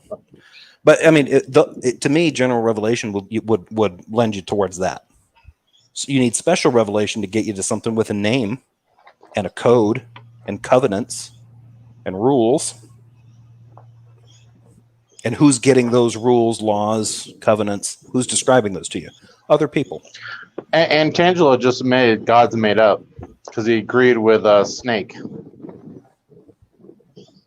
Snake said all gods are made up, and Tangelo agreed with him. So there you go, Tangelo. You just proved your God's not real. Yeah, I would say, yeah, gods are. Yeah, I could go into that, but go ahead and play your video, Jeff. I'm not going to go into it. So he pulled it again. This guy, and Jay Robbins seems to agree. Hang on. Oh, the problem I have with that God being just made up is basically the same as like God is just a concept. No, hang on. AJ is being threatened by Otangelo that if he tags him, that he will block him. So AJ is now a mod. Otangelo. Even if Otangelo blocks him, he still won't see Otangelo. Yeah, he still won't see him. Yeah, they changed that.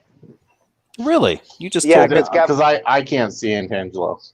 Yeah, and I can't see Gavin. Well, Altangelo's doesn't have him. He doesn't have a wrench, right? Yeah, probably No. not. Anyway, Yeah, but enjoy. Gavin has me blocked still. Gavin has a wrench on phrases, and I can't see Gavin's comments.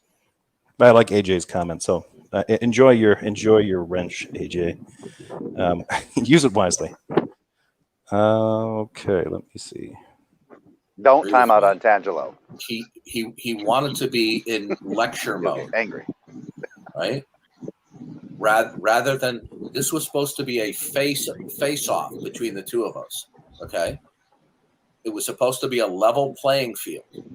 I thought it was a Right? Q&A. Well, Jay Wait, stop. Robin, did you think? It's not a level playing field if you're the layman and he's the PhD. Right. Right. That's automatically and I not thought a it was level a Q&A. playing field. I think he thought that it was a Q&A for him. Oh, Dr. Yeah. Garfield wants to ask, for ask Darth? me. Yeah. Dr. Garfield wants to ask me questions, but then Dawkins just goes in there and starts asking him, just running the same routine.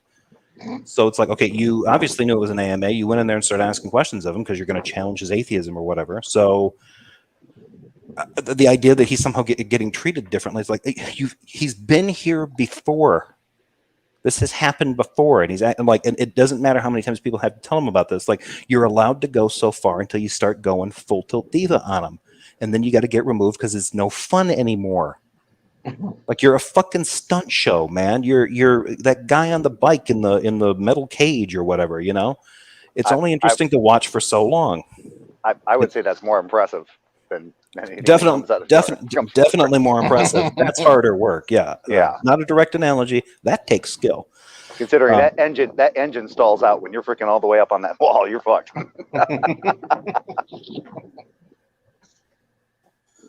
Let me respond real quick here to AJ. Hopefully you'll still have enough momentum that you'll be okay, but don't hit that brake. Bam. Okay.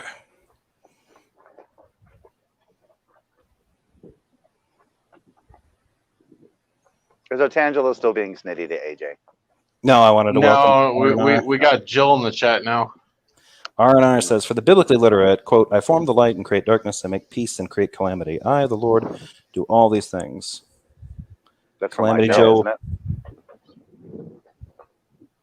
Calamity Joe was a response to me correcting you, liberal. I don't know what he's talking about. He's trying to pretend like he's not Jill. Yeah, Calamity Joe was brilliant, and I'm still the biblicist. You went, yeah, that's what Jill called himself, was the biblicist. I haven't referred to yourself as a biblicist in a while. But then again, I haven't been watching you either. Oh, Titan. Don't time him out, Titan. Too late. You already got him. Okay. For fuck's sake, Titan. Let's get through this. Let's get through this video. Just tighten your anus and just deal with it. A level playing field of point counterpoint. Not at all. No, he wanted to be treated that he was at a higher level. That's because he fucking is, Darth. He fucking is. Like, he was being more than cordial to you, and he worked to get a PhD. You worked to get your hot pocket out of the microwave. That's it. That's ultimately what he thought he was there for. He thought he was there to do that. I guarantee you. It's Dr. Evil. I didn't spend 8 years in evil school to be called Mr. Evil. Right. Anderson. Okay, Professor James Anderson were debating somebody. I watched him deal with that schmuck, T-Jump. And T-Jump was acting like an ignoramus. And James Anderson kept his cool the whole time. Right? That's because James Anderson is a humble man.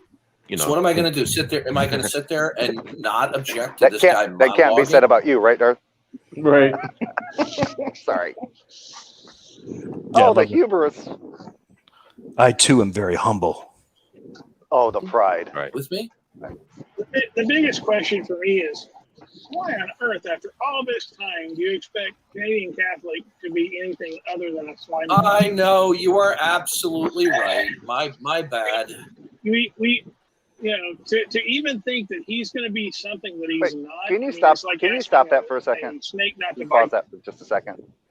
What do these alphas, quote unquote, why do they have a problem with the way Canadian Catholic runs his streams? because fat Catholic's a Catholic, and Like how many times they didn't like how they treated their Dark Lord. Well, how many times does Darth get on? How many times have we seen him on Jill's channel or on Praise's channel or even other channels where he demands from the person that whose live stream he's in, you kick this person, you mute that person. Right. I'm out of here if you don't. How many times have we heard that from that guy?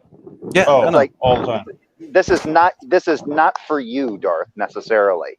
And if you're going to act, even if it was set up for you and this person, if you start acting the ass on my channel, I'm just going to have to fucking kind of silence you until you can get your bearings. But I know that doesn't work, because if I put you backstage and I bring you back in, you're even worse, and then I have to kick you or you fucking rage quit. He got Darth. I mean, getting to this kind of like meta stuff, Darth got pissed at me when Otangelo was sharing like one of the, I think it was a PZ Myers video that I was doing the review of that one, and Darth showed up like I'd gone over and I was getting ready to wrap up. He shows up after I've kind of wrapped up the video, comes on, and then he's like, "I'm ready now. Let's get into this." And I'm like, well, I'm not. We're not going to take too much time at this. We get into a back and forth, probably 8 minutes maybe, and then all of a sudden I'm interjecting too much on my own fucking stream. Right. And he starts pulling the same diva nonsense. And I got after him. I'm like, look, I do not want to hear. I want you to concentrate on the ideas that are being said and the words that are being exchanged. I do not want to hear about your fifis and, and the treatment that you're getting. I'm tired of this meta bullshit. Like, you're the one that's acting like you've got the high ground here, and that you're debating from a purely rational position. But when you get a little cornered, you start lashing out and complaining about how you're getting treated. Knock it off. And he got pissed and he left. He picked up his ball and went home. And then he went back and then complained to a bunch of them. That's what these atheists do. Like, okay, I don't say that about all Christians, because not all Christians behave as badly as Darth Dawkins. Not everybody is this petulant and vain and stupid in their behavior, just completely insipid and immature as this guy. I mean, this is what he's got, and the vanity has gone to his head. This tiny little power bubble that he's got with his Discord minions, and his head is too big to fit through a door.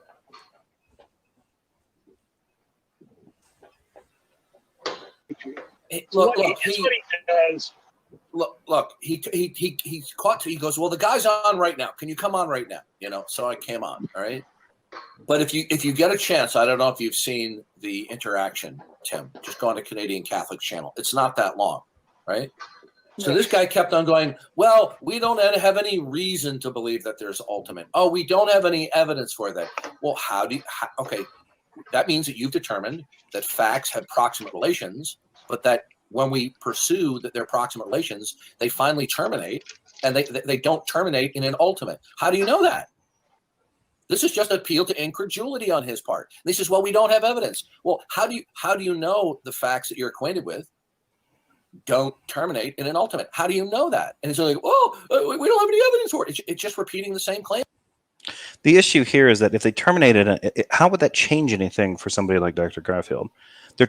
This is the thing that I find weird. Like, all the facts terminate in for Darth. It's not that there's a causal chain of facts and they all ultimately lead back to God. If you listen carefully to other explanations he gives, all facts depend on God. The identity of the pen in your hand, the temperature of the day that you're experiencing, your cat's hunger, your own illnesses. These are all evidence for God, right? You can state a fact in a sense that the reason I'm sick is because I contracted a virus. I was exposed to a virus and I became ill. That's a fact. Oh, how do you know that? Because this virus was lurking around. It was with somebody else. Oh, okay, so that's a fact. Well, when does it end? Well, it has to terminate in God. But when he talks about these, he acts like these facts happen spontaneously if there's no God to guide them. It's a really strange, I don't think he's got a grasp on this. So for somebody like Garfield, if you have these facts and they're predicated on causal relations and other facts supporting them, yes, they do go back. If they terminate in some kind of foundational thing, okay, that doesn't really change much for Dr. Garfield. He just doesn't know what that ultimate thing is. But Darth seems to be now imposing this idea like, no, everything flies off the wheels. Nothing makes sense anymore if God's not imposing regularity. What that means to me is that Darth doesn't believe in regularity. There is simply what God wills to be in any given moment. So at that point, you could start asking Darth those questions. How do you know you've been on YouTube for 10 years talking about this? How do you know that God didn't create you 10 minutes ago with all the information that you happen to have now? Because if God can make 1 + 1 = 3 in a metaphysical sense, he could make you 10 minutes ago and alter reality in a way that we all know you to be a 60-year-old man who's been on Earth for that many years and has been on YouTube for at least 10 years talking about Christian apologetics. Seems to follow. Him again. What he was saying was no more. It was slightly more sophisticated than your average knuckle-dragging atheist who comes onto Discord. Well, the problem is, no matter what you present with him, he's going to push the evidence off the table. He's just going to say, there is no evidence, no matter what evidence you give him. So if he doesn't accept any evidence, this argument from evidence is just stupid. He doesn't accept any evidence. Dr. Garfield's argument was that there wasn't good evidence for that kind of God, Right. and there was better evidence for something other than that, most of which provided a naturalistic explanation. And then when he goes to look for things other than evidence, like rhetorical reasons or philosophical explanations, most of them lead to catastrophe, or most of them are poor arguments. So he doesn't have a reason to believe in this being for those different things. These guys are still getting hung up on this evidence thing, as if that was the end-all be-all of Dr. Garfield's objection. Right. So I don't think I actually acted inappropriately. I think that he took issue because he wanted to be treated like he's Mr. Ivory Tower. No, you wanted to be treated like Captain Christianity.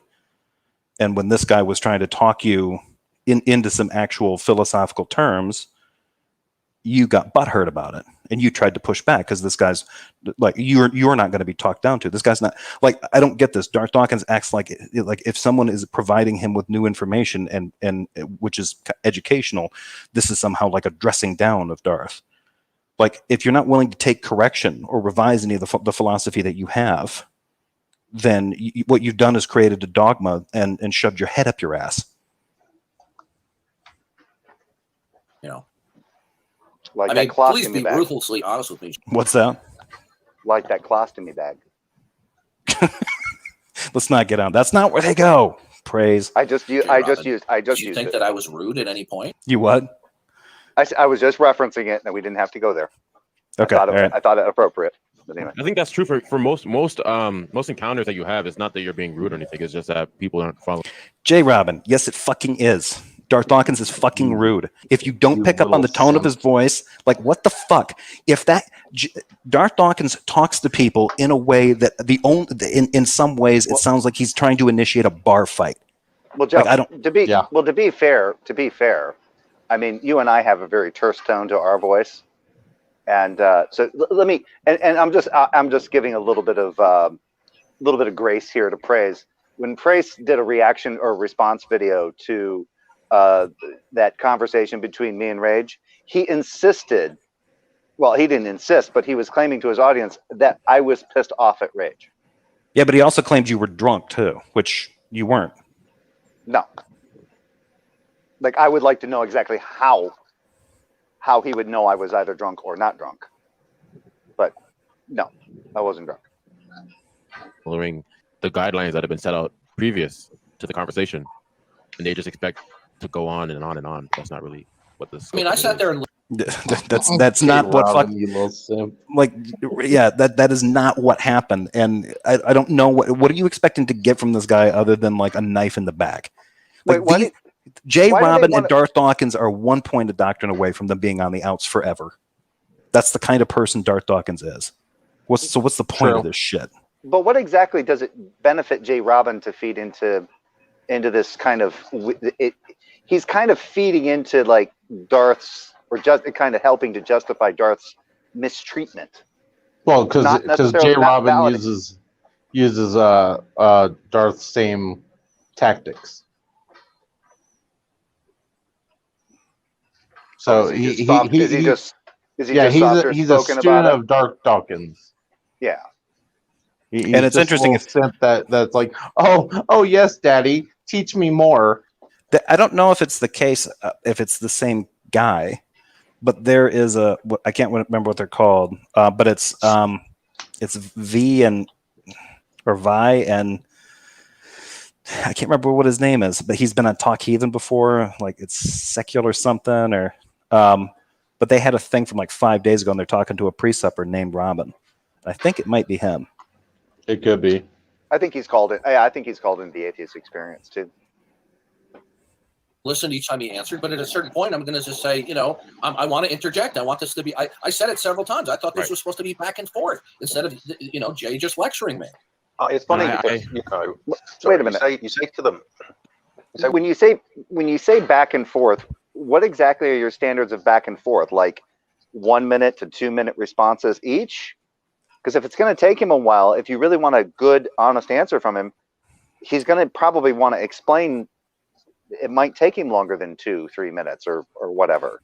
Yeah, and I can understand. I can understand interjecting, but if somebody goes off the rails or something, right? And they give you like from the jump, they're giving you an answer that sounds like it's completely, and you want to interject, be like, whoa, let me rephrase my question because I think you're starting to run in a direction I don't need you to go. That's not what Darth would do. Darth would ask him a question. Garfield would start to answer it. Oftentimes he would interject at a point in the middle of it. Darth would kind of come in at another point, and he'd try to continue to explain. In context, and Darth would get upset and then move and then try to, instead of drilling down into that question or getting him to re-explain it, he'd just ask another question or demand that he answer the same question again. It was like, this isn't helpful. But this goes back to a critique that Skylar Fiction gave me a long time ago when Skylar Fiction came in, or not Skylar Fiction, but One Way came in. And it was that time where he kind of went into like the slave, some kind of, he was it wasn't slavery. I can't remember what the argument was, but he brought it up out of nowhere. And it had something to do with Skylar Fiction. And I was like, why are you bringing this up? And it was Dr. Josh and myself. And then One Way came in, or maybe it was vice versa. It doesn't matter. But then when I ended up having a conversation with Skylar, he goes, yeah, it's best to just kind of go with it instead of fight it. And that was his critique. He goes, it's just best to just go with it. And I was like, well, I didn't even know where he was coming from until he said it had something to do with a conversation that he had with you. And I had no idea. But either way, what is it? So my point is, what does it hurt to let them talk? Right? If they're not like what you just said, this goes back to if they're not deviating, like if they're not starting to go down like a rabbit hole, or there's something that they're going to bring up in their response that could lead down another possible topic, just let them talk. Let them explain their position based on their answer. The other problem is that Darth has been doing this for a long enough period of time that people can kind of know, like when he starts giving an answer, they kind of know where he's going. Even if they know that it's going to take a while, they know where he's going. If they've been long time listeners. Well, I'm talking about with him. But I'm talking about with him, with Dr. Garfield. If he has never talked to this Garfield guy, as far as I know, he never had. Yeah, he never had. Let him complete his thoughts. Probably the last time they're going to talk to. Oh, probably will. But again, this is the same. This is the same thing. The only thing he didn't do was ask Dr. Garfield his age, because Garfield's on camera. Yeah, that's about the only thing he didn't do differently. But you have to question a guy like, I've been doing this for 10 years and I'm old enough to be your father. Like, you're old enough to be a lot of the people on Discord's grandfather. But the way that you're talking, why are you talking to a PhD the same way you would talk to an 18-year-old? Why is your explanation consistently the same? Like, you're supposed to be knowledgeable in this kind of stuff, but you don't have the ability to change the explanation. All you have is is kind of the sophistry method of asking these questions, and then on top of it, he doesn't do it well. He buries concepts, or he'll omit them in one question, and then all of a sudden they appear 2-3 questions later. Yeah, ask Red Fang. How many times did I change my explanation of my analogy in my conversation with Rage? I don't want to talk about that. Quite a few times. Yeah. I want don't ever talk to a man in the midst in the depths of a mushroom binge. It's not a good idea. Catholic traditionalist asked me, Garfield was not answering Darth's specific question. Therefore, Darth had every right to interrupt Garfield's monologue in order to get him to answer the question. Dr. Garfield had answered his question before when and in fact, he asked a clarifying question. He thought, and he brought this up, and it was earlier, he asked Darth if Darth was trying to insert or kind of pop up some kind of fifth wheel, some transcendental fifth wheel that he said has no explanatory power. And Darth punted on that. He didn't get into that. He changed it and went asked him another question. This is for Catholic traditionalists. He answered that question. Yeah, and then when he asked it again repeatedly, Garfield did answer the question. But how do you know that he wasn't going to get to the answer in his point? So sometimes it helps to let them get to their point. People have different ways of answering things, and sometimes the point that you want, comes at the end of what they're explaining. Right. And you're also talking to someone who's got a PhD. Just remember, Catholic traditionalists, remember, you don't always get the answer that you want in the way that you want it. Right. But that's their issue. They can't handle that. As soon as they hear I need you to answer it the way they want you to answer. And I'll ask you this, Catholic traditionalist, if that's the case, then why is it that when Dr. Garfield answered several of these questions with, I don't see a reason, I don't have a reason, I'm not aware of a reason for X, Y, and Z, does Darth and now some of his followers say, I have no evidence for? Is evidence the same as reason? I don't think that is, and if it's not, you have to wonder, why is Darth changing reasons to evidence? Well, remember that evidence are, when you're presented with evidence, you have to reason the evidence. So if you say you have no reason, then you have nothing to reason. No. Hang on. If you're getting into, Garfield laid out the idea of the evidence. He didn't say there wasn't any evidence. He said the evidence was bad. And then he said the evidence was good for natural explanations. Then he gets into other reasons, the philosophical, the theological, and those don't work all that well. And then he gets into a lack of sound arguments or convincing arguments. All three of those are reasons, and Darth reduced them to evidence. So if you're going to try to say, no, Garfield wasn't answering Darth's specific question, Darth had already reduced Garfield's position to a point of almost being absurd. He's reducing it down to nothing but evidence and then accusing Garfield of not answering his question. Darth wasn't even paying attention to the entirety, to the scope of all the reasons that Garfield had to object to this concept in the first place, to object to an actual ultimate being that is a god. Mm-hmm. And instead of asking that, he just basically got into the question of, how does he know anything? How does he know that there is no ultimate? He didn't say that there wasn't. He said he didn't have any reason to think there was. Yeah, you're right. That's not the same thing as saying that it's impossible or saying that it's not there. It's saying I don't have a reason to think that there is that thing. Yeah, because even if somebody says, well, I've given a logical argument and I find that to be reasonable evidence, and you say that doesn't necessarily mean that the person, that because you're asserting your logical argument as being good evidence, mean that it's convincing to someone else. They could object to certain premises and even the conclusion of that particular logical argument.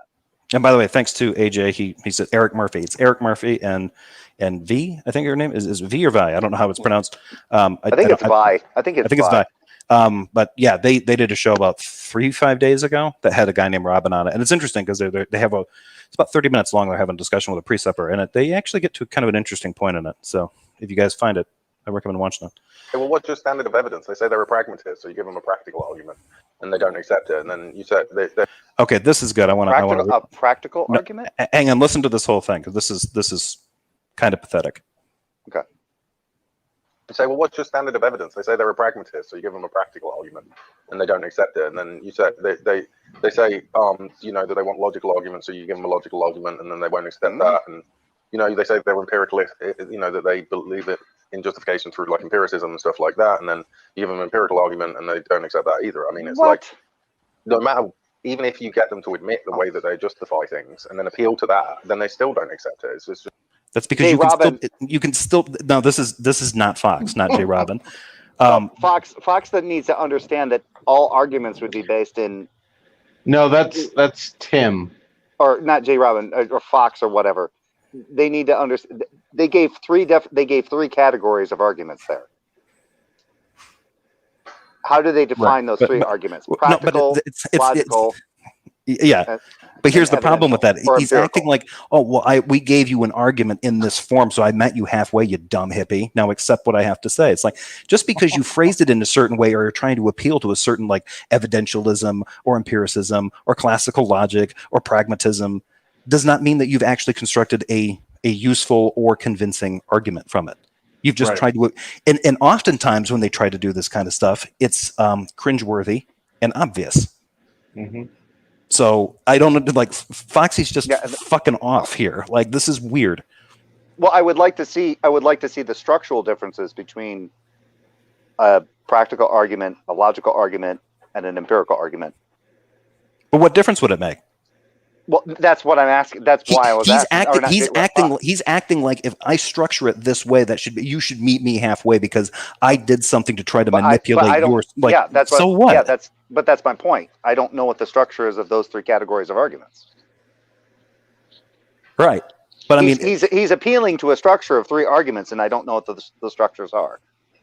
Yeah, but I mean, it doesn't matter. He's trying to even if it was just your word choices, right? Sure. I'm trying to get the pragmatists where they're at. I'm gonna try to get the empiricists where they're at. Like, those don't come across as you trying to meet an atheist or a skeptic halfway. They come across as you trying to manipulate the conversation by taking something you heard they like and try to use it against them. That's what it sounds like. If you're going to present your worldview as a Christian worldview, maybe don't manipulate their worldview to do it. Just present yours straight up. Don't be a sleazy dick about it, because that seems more satanic than anything else. So if you don't want them to think that you're untrustworthy or sleazy and duplicitous, don't do things that can later on turn around and look like you were deceiving them or trying to manipulate I think it's funny that they have to go through all these hoops to get away from the Bible so they don't have to try and prove their God without using the Bible, and it doesn't work.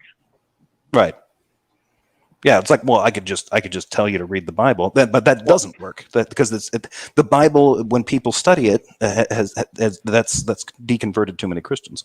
Right. So trust me when I tell you, Jesus loves you and he wants you to be happy. Yeah, and in case Otangelo's listening, this is exactly why I had a problem with some of your shit, Otangelo's, because you went with a nebulous God and then would just automatically see if you could get an atheist to hold to the idea of a nebulous God, and then that would just, I think by logical, at least by what you would think would be almost like a logical conclusion, you could drift right into the Christian God and go, but now there's this aspect of salvation that you have to take into account. And that was kind of my issue there. So there's that. But anyway, I'm done. Catholic traditionalists, yes, I have debated Darth a couple of times. I wouldn't really call them debates. I've gotten into some of his Q&A little sessions before. The last one is actually on Tom Rabbit's channel from about 3 months ago. So if you're interested in watching, if you haven't seen it. They're not debates, they're dirt baits. And they're very, very brief because he really doesn't like. I wouldn't call them debates. They're hey, let Darth yell at you. You try and say something and get kicked. Yeah, that's what that goes. Derp. Yeah. All right, let's finish this up. Just unbelievable. Like they're so inconsistent. You can't really make an argument to pin them down, because if you make an argument, they just. You don't need to make an argument. You could just stick with the claim. These guys have a stronger position when they come from subjective and emotional positions. Trying to shoehorn God into goddamn near any philosophical position to try to win an argument is fucking obnoxious, and they goddamn well know it. Like, if Foxy thinks this is about saving souls, he needs to He needs to get his head examined. That is not what this is. Darth doesn't give a fuck about people converting. He only gives a fuck about watching and laughing in the end of days when he can gill at people being tossed into eternal conscious torment. He wants the same thing that Jill wants, because these guys are insidious, insecure, nothing people. This is the only thing they've got to cling on. They're right about the afterlife, something they can't prove to be real. And the afterlife that they're even talking about, half these guys, when they get into conversations like that, they don't even agree about heaven and hell. So there you go. It's just a desperate, weak, weird little world they're in. And he tried to make a big deal out of the uniformity of nature versus laws of nature. Okay? And I can understand. Yes, he needed to make a distinction on that because you are conflating the shit out of them. They're not the same thing, and he went into that. Understand if one wants to make a distinction between the uniformity on a grand scale versus on a local scale. Not what he was doing. But it's not really important. It's not really important to the conversation.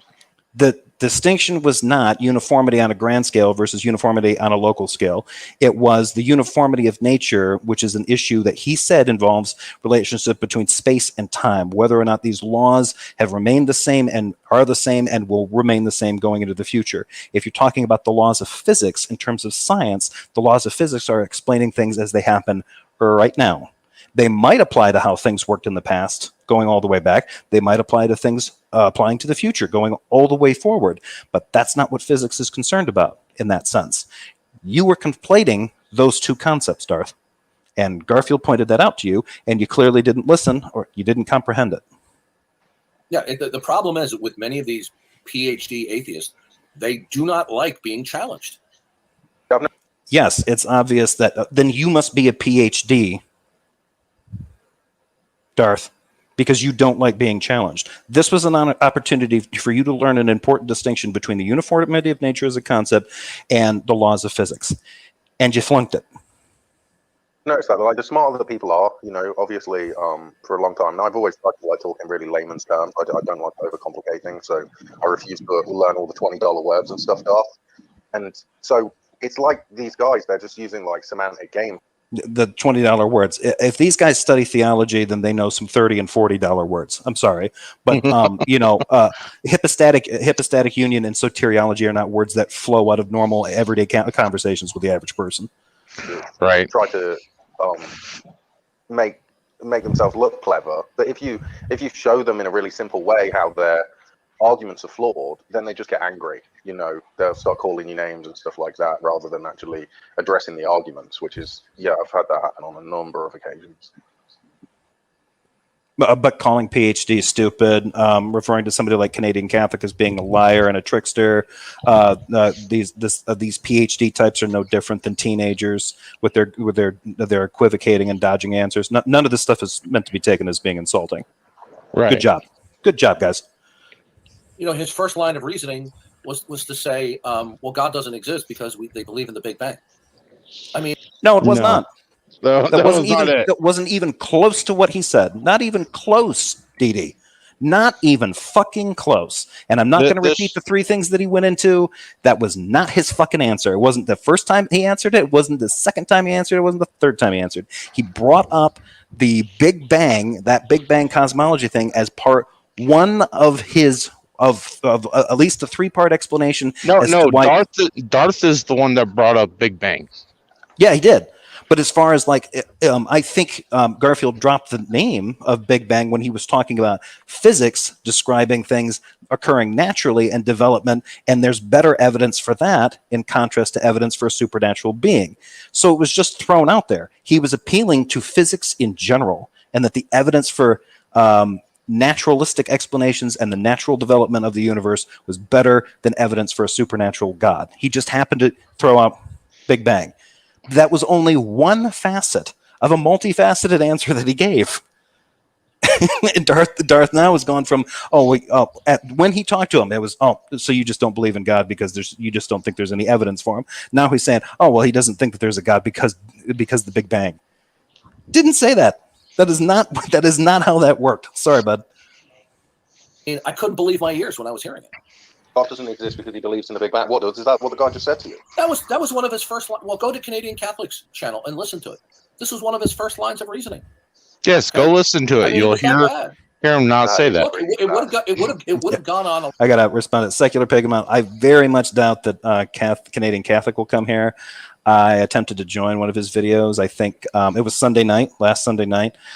He got very pissed at me because he was asking me some questions, and when I was giving him an answer, I think I answered twice. I don't know. He got extremely pissed off at me and then kicked me, and it was weird. Yeah. And then he pulled the video. Fat Catholic, he's a pain in the ass.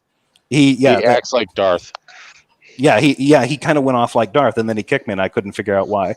And I'd seen him interact with people on another Discord server, so I didn't realize that he could get like that. Bruce was in here, Blessed Bible Fight Club, said something similar. He encountered him for the first time, and he was kind of unglued. So I don't expect that he's going to be in here, and I don't know what happened with that particular video because he must. I don't know if he got worse that night or what. But he yeeted that off his channel. It is not there.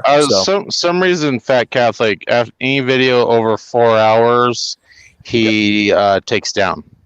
You guys gotta stop using the yeet word, because every time you guys use the word yeet, I just get that image of that meme that Vegeta gave me of the stick figure yeeting the baby into a basketball. It was just no. Didn't he do that to trigger Jesus as Lord, I think? Yes, he did. All right. A lot longer, and this guy would have got even further smoked. But this guy was haughty.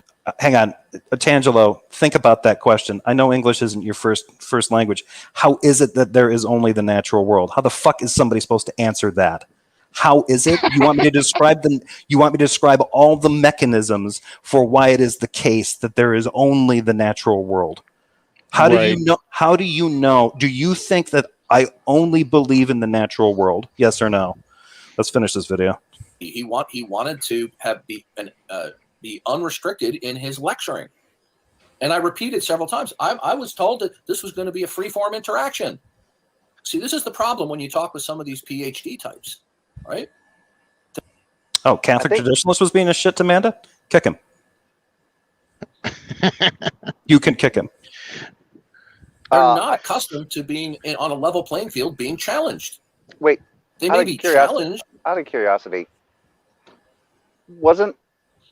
is it just me, or was Otangelo implying that you could know all that there is about what is natural? Right. But anyway, continue. I guess that's all we have the knowledge of all things natural. Mm-hmm. We can get to the very epitome of all that is natural. Monologue, right, to their students. Yeah, I thought PhDs do monologue to their students occasionally. It's called a lecture. It's sort of what students pay for. Right. So it's kind of a professor's job. You would know that, Darth, if you hadn't gotten frog marched out of the community college that you probably. I don't know. Frog march. What the fuck is frog march? Oh, you know, they'd send the guards and the goons, put their arms under your arms, frog march out of the place. All you can do is hop. You can't even go left leg, right leg. He probably saw a biology lab and then accused it of witchcraft, and they had to get him out of there because he stripped down naked and started cutting crucifixes into his body or something. Yeah, we knew there was going to be a problem with this student. Why is that? Well, he came into this biology class, and we were talking about evolutionary biology, and he came in with freaking a crucifix and a necklace of garlic. So yeah. All right, let's. We've got like a minute, so actually, they're probably not even that Canadian Catholic guy quit Discord completely because it's like sick of getting wrecked online. But I guess he's still doing his thing just on YouTube, which is funny. Yeah, well, I won't be appearing on his stream. Oh, just on YouTube. Yeah, just on YouTube. I love. I won't be appearing on his streams anymore. I bet in another month or so he might. If there's a big enough pinata for Darth to take some wax at, he'll go. Oh yeah. Yep. He'll go check that shit out. All right. Yeah, because he's got his little simps like Intangelo that'll give him a heads up, like, hey, this person's on this channel. Yeah, I was trying to find this video while you guys were talking. Well, while Jeff was reviewing as well. There was this video that I saw the other night, and I can't find it in my history, and I don't know why. It's called, I think it's J-Chat or J-Chats or something like that. And it's a 5-minute video, and it's about Darth Dawkins. And I think it's titled like, Darth Dawkins gets really mad at me, and I don't know why, or something like that. And I think the user who's there, I think he sounds like he's from Australia. but somebody makes a claim and he asks, J-Chats asks the person to substantiate their claim.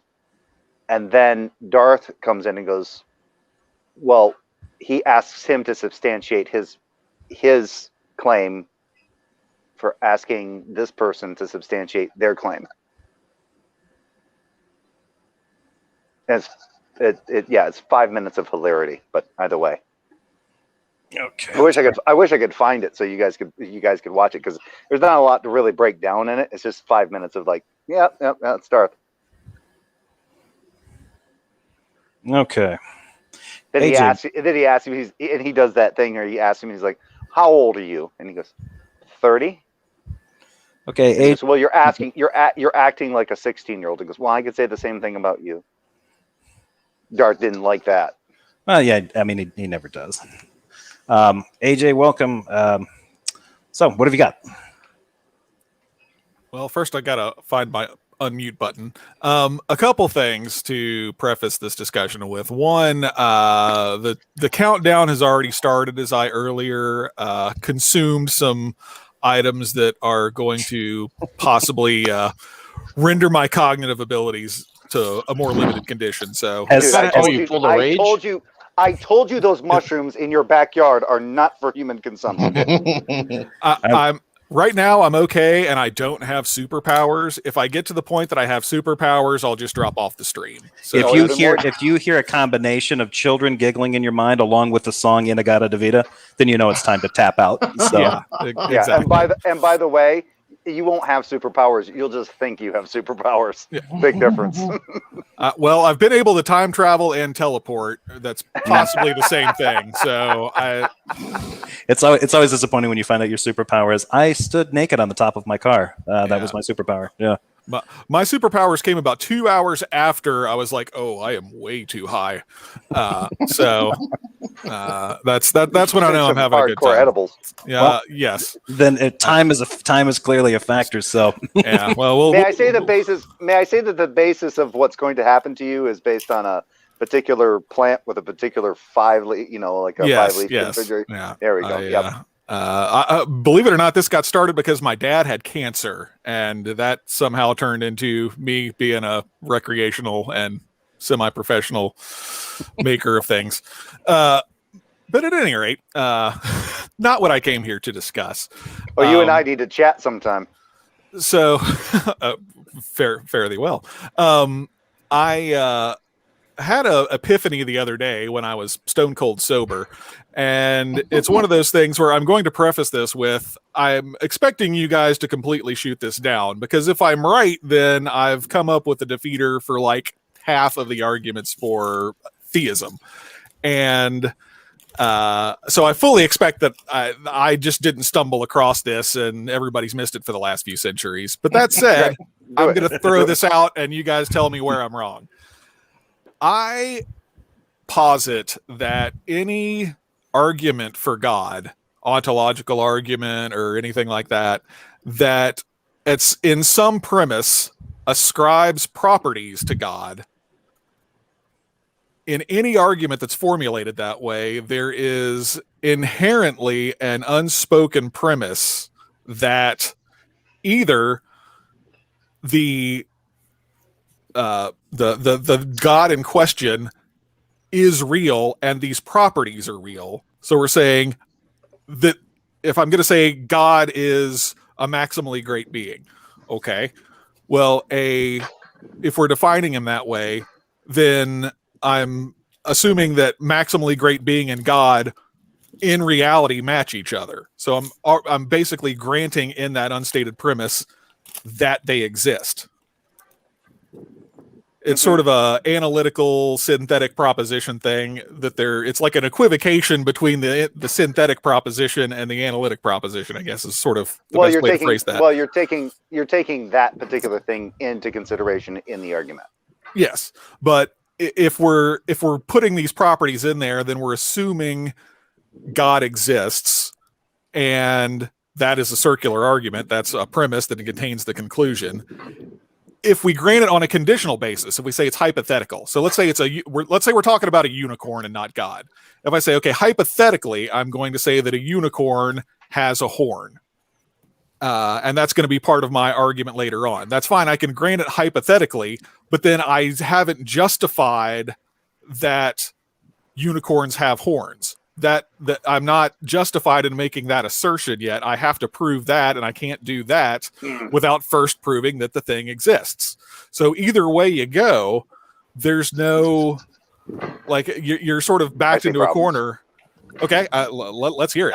AJ, it sounds to me like you're basically saying you can't do a presuppositional argument.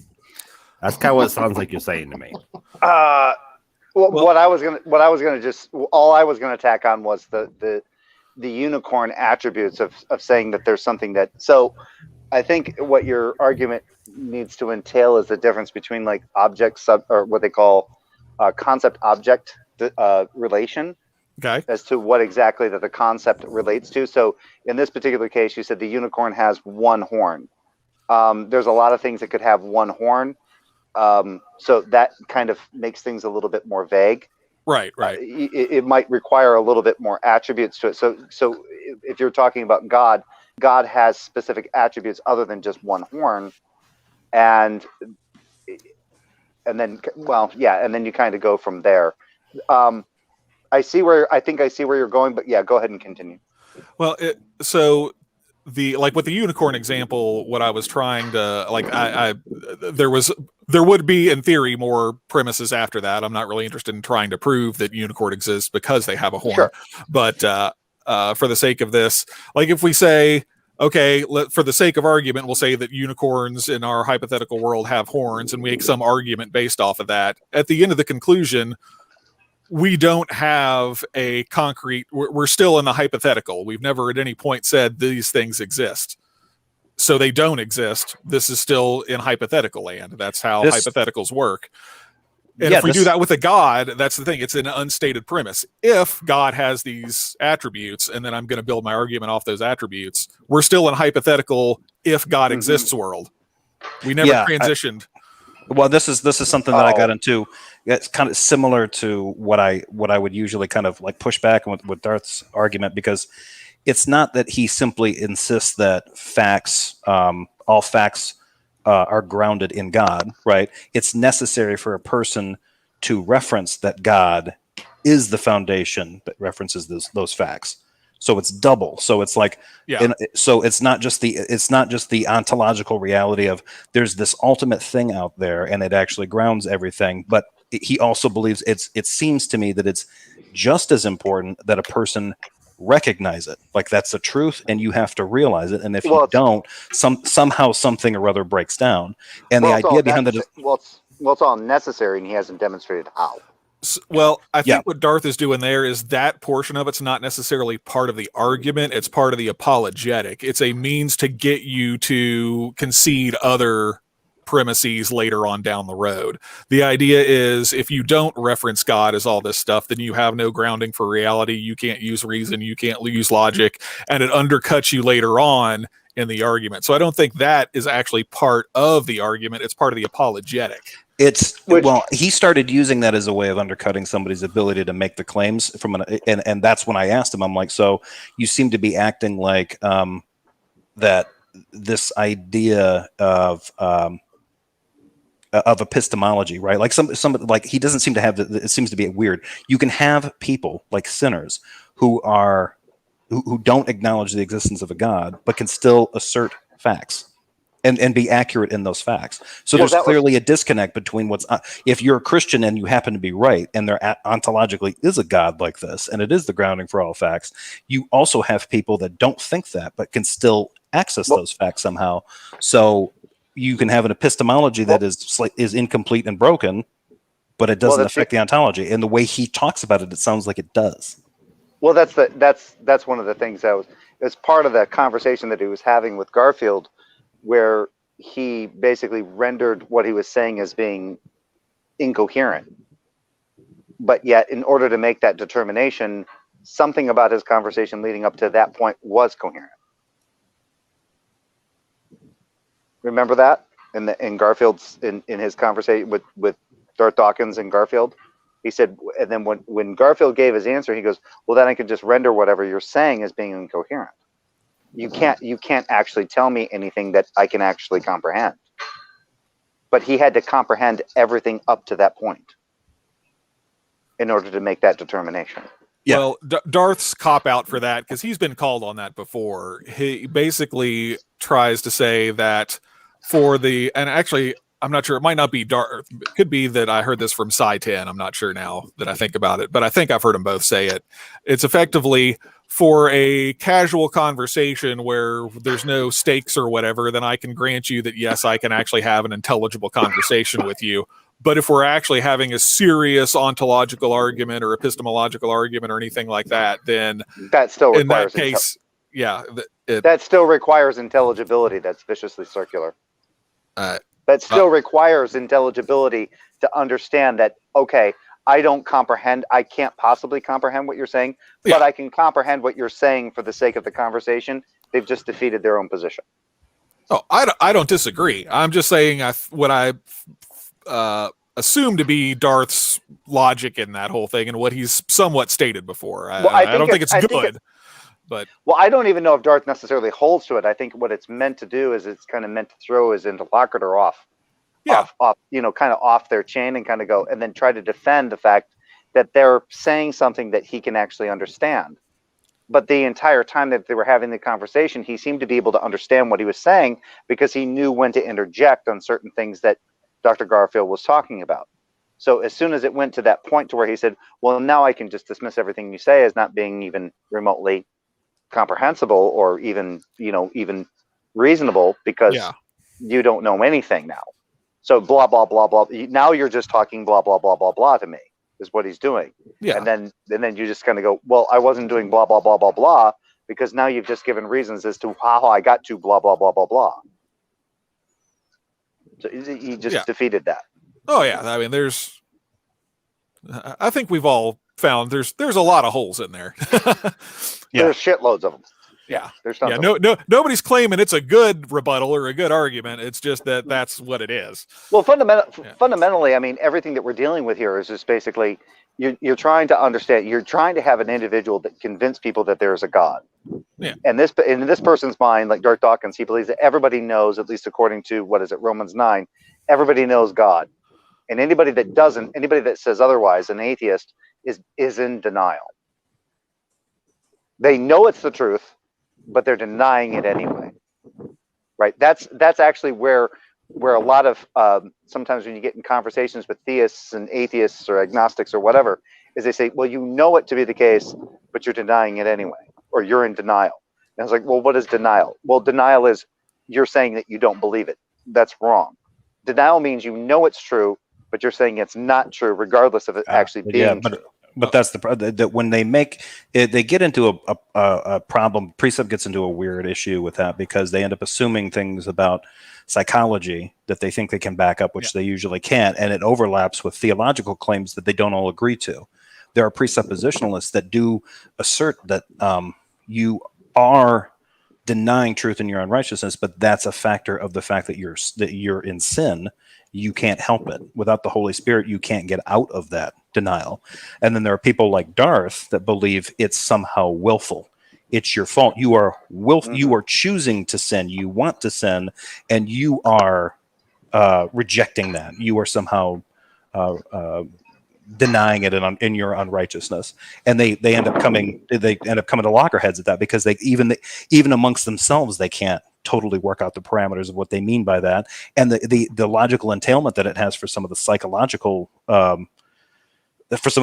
fallout of that kind of stuff is kind of catastrophic for them. Like you're basically not only for the way they deal with people, but for the way that it ends up internalizing in them. If you really believe that this presuppositional argument is the best defense you have against the atheist and the skeptic and the non-believer, and you think they're all liars by default, and not liars because sin made them that way, but they're all liars because they chose to be, then you've got the reason why somebody like Darth Dawkins, who's kind of weak-minded to this kind of approach, calls everyone deceitful.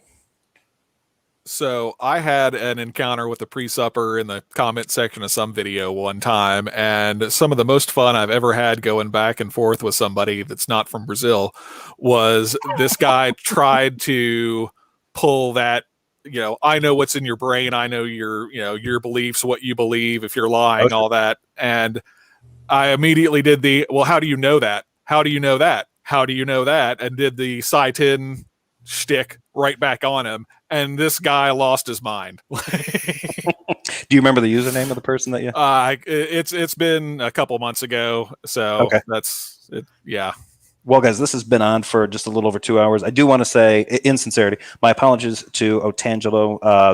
I know you jumped in here. I didn't want to bring you on here because I knew it was going to get into a big over talking back and forth. Damn. This was the first. Yeah, I know. Sorry, Peter. I don't know. No, this is something that you don't know, but maybe you and Jay do know. What did I do to Otangelo during Speed Stream? Hang on. I want to wrap this up. We'll talk about this off air. But I want to thank AJ for coming on. The reason, Otangelo, that I bring you on, I didn't want to get off into the weeds. I wanted AJ to have a chance to say his piece. And in fact, I'm going to give him the final word now. AJ, is there anything else you want to lay out there? Oh, I just wanted to thank you guys for hearing me out and seeing what was wrong with my argument, because it was one of those things where I'm like, I can't be this, like, there's no way I just stumbled across this that's just that easy. But I appreciate the feedback, and we'll see if we can find any fixes for that and get it sorted out. All right, sounds good. All right, okay, guys. Much. Thanks everybody for coming on. Thank you, Orga. I love having you on. Thank you, Sydney. Thank you, Peter. We're going to go back, so probably have a little bit of a chat before I've got to take off. But everybody that was watching, thank you everybody for showing up. Thank you for your likes and your comments and everything like that. We got to go because AJ's going to get fucked up here pretty soon. What's that? AJ's going to be fucked up here pretty soon. Yeah, I'm close to teleporting. It's everything I've got to hold it together right now. I'm just gonna play on that because he already admitted it. So I'm like, yeah, we need to leave now because AJ's gonna get fucked up, and Lord knows Jeff doesn't want to have a raging atheist on his channel. Sorry, Rage. If you're listening, but man, that conversation was fun. Secular, yeah. If you want to click on the link, click on it now, and and come on in, and then we'll jump off here or jump in just as soon as we get up, and I'll log off. Thanks everybody. Thanks again to Titan Uranus for timing out Jill, who is now going by the name Rebuke and Reprove, or R&R, as I like. Regardless of what he says, it's him. Yeah, it's him. He's gaslighting, as Darth Dawkins says. Unless I decide to imitate him at some time, then I will be definitely deserving of any fucking spite from people if I decide to imitate him again, which I have in the past. All right, I'm going to take this offline. So thank you guys. Have a great night, everybody. Thanks for showing up, and I look forward to any comments that you guys are going to leave in the chat. I have a feeling I'm going to be getting some from Catholic traditionalists. Take care, everybody. Later. Bye, guys. All right.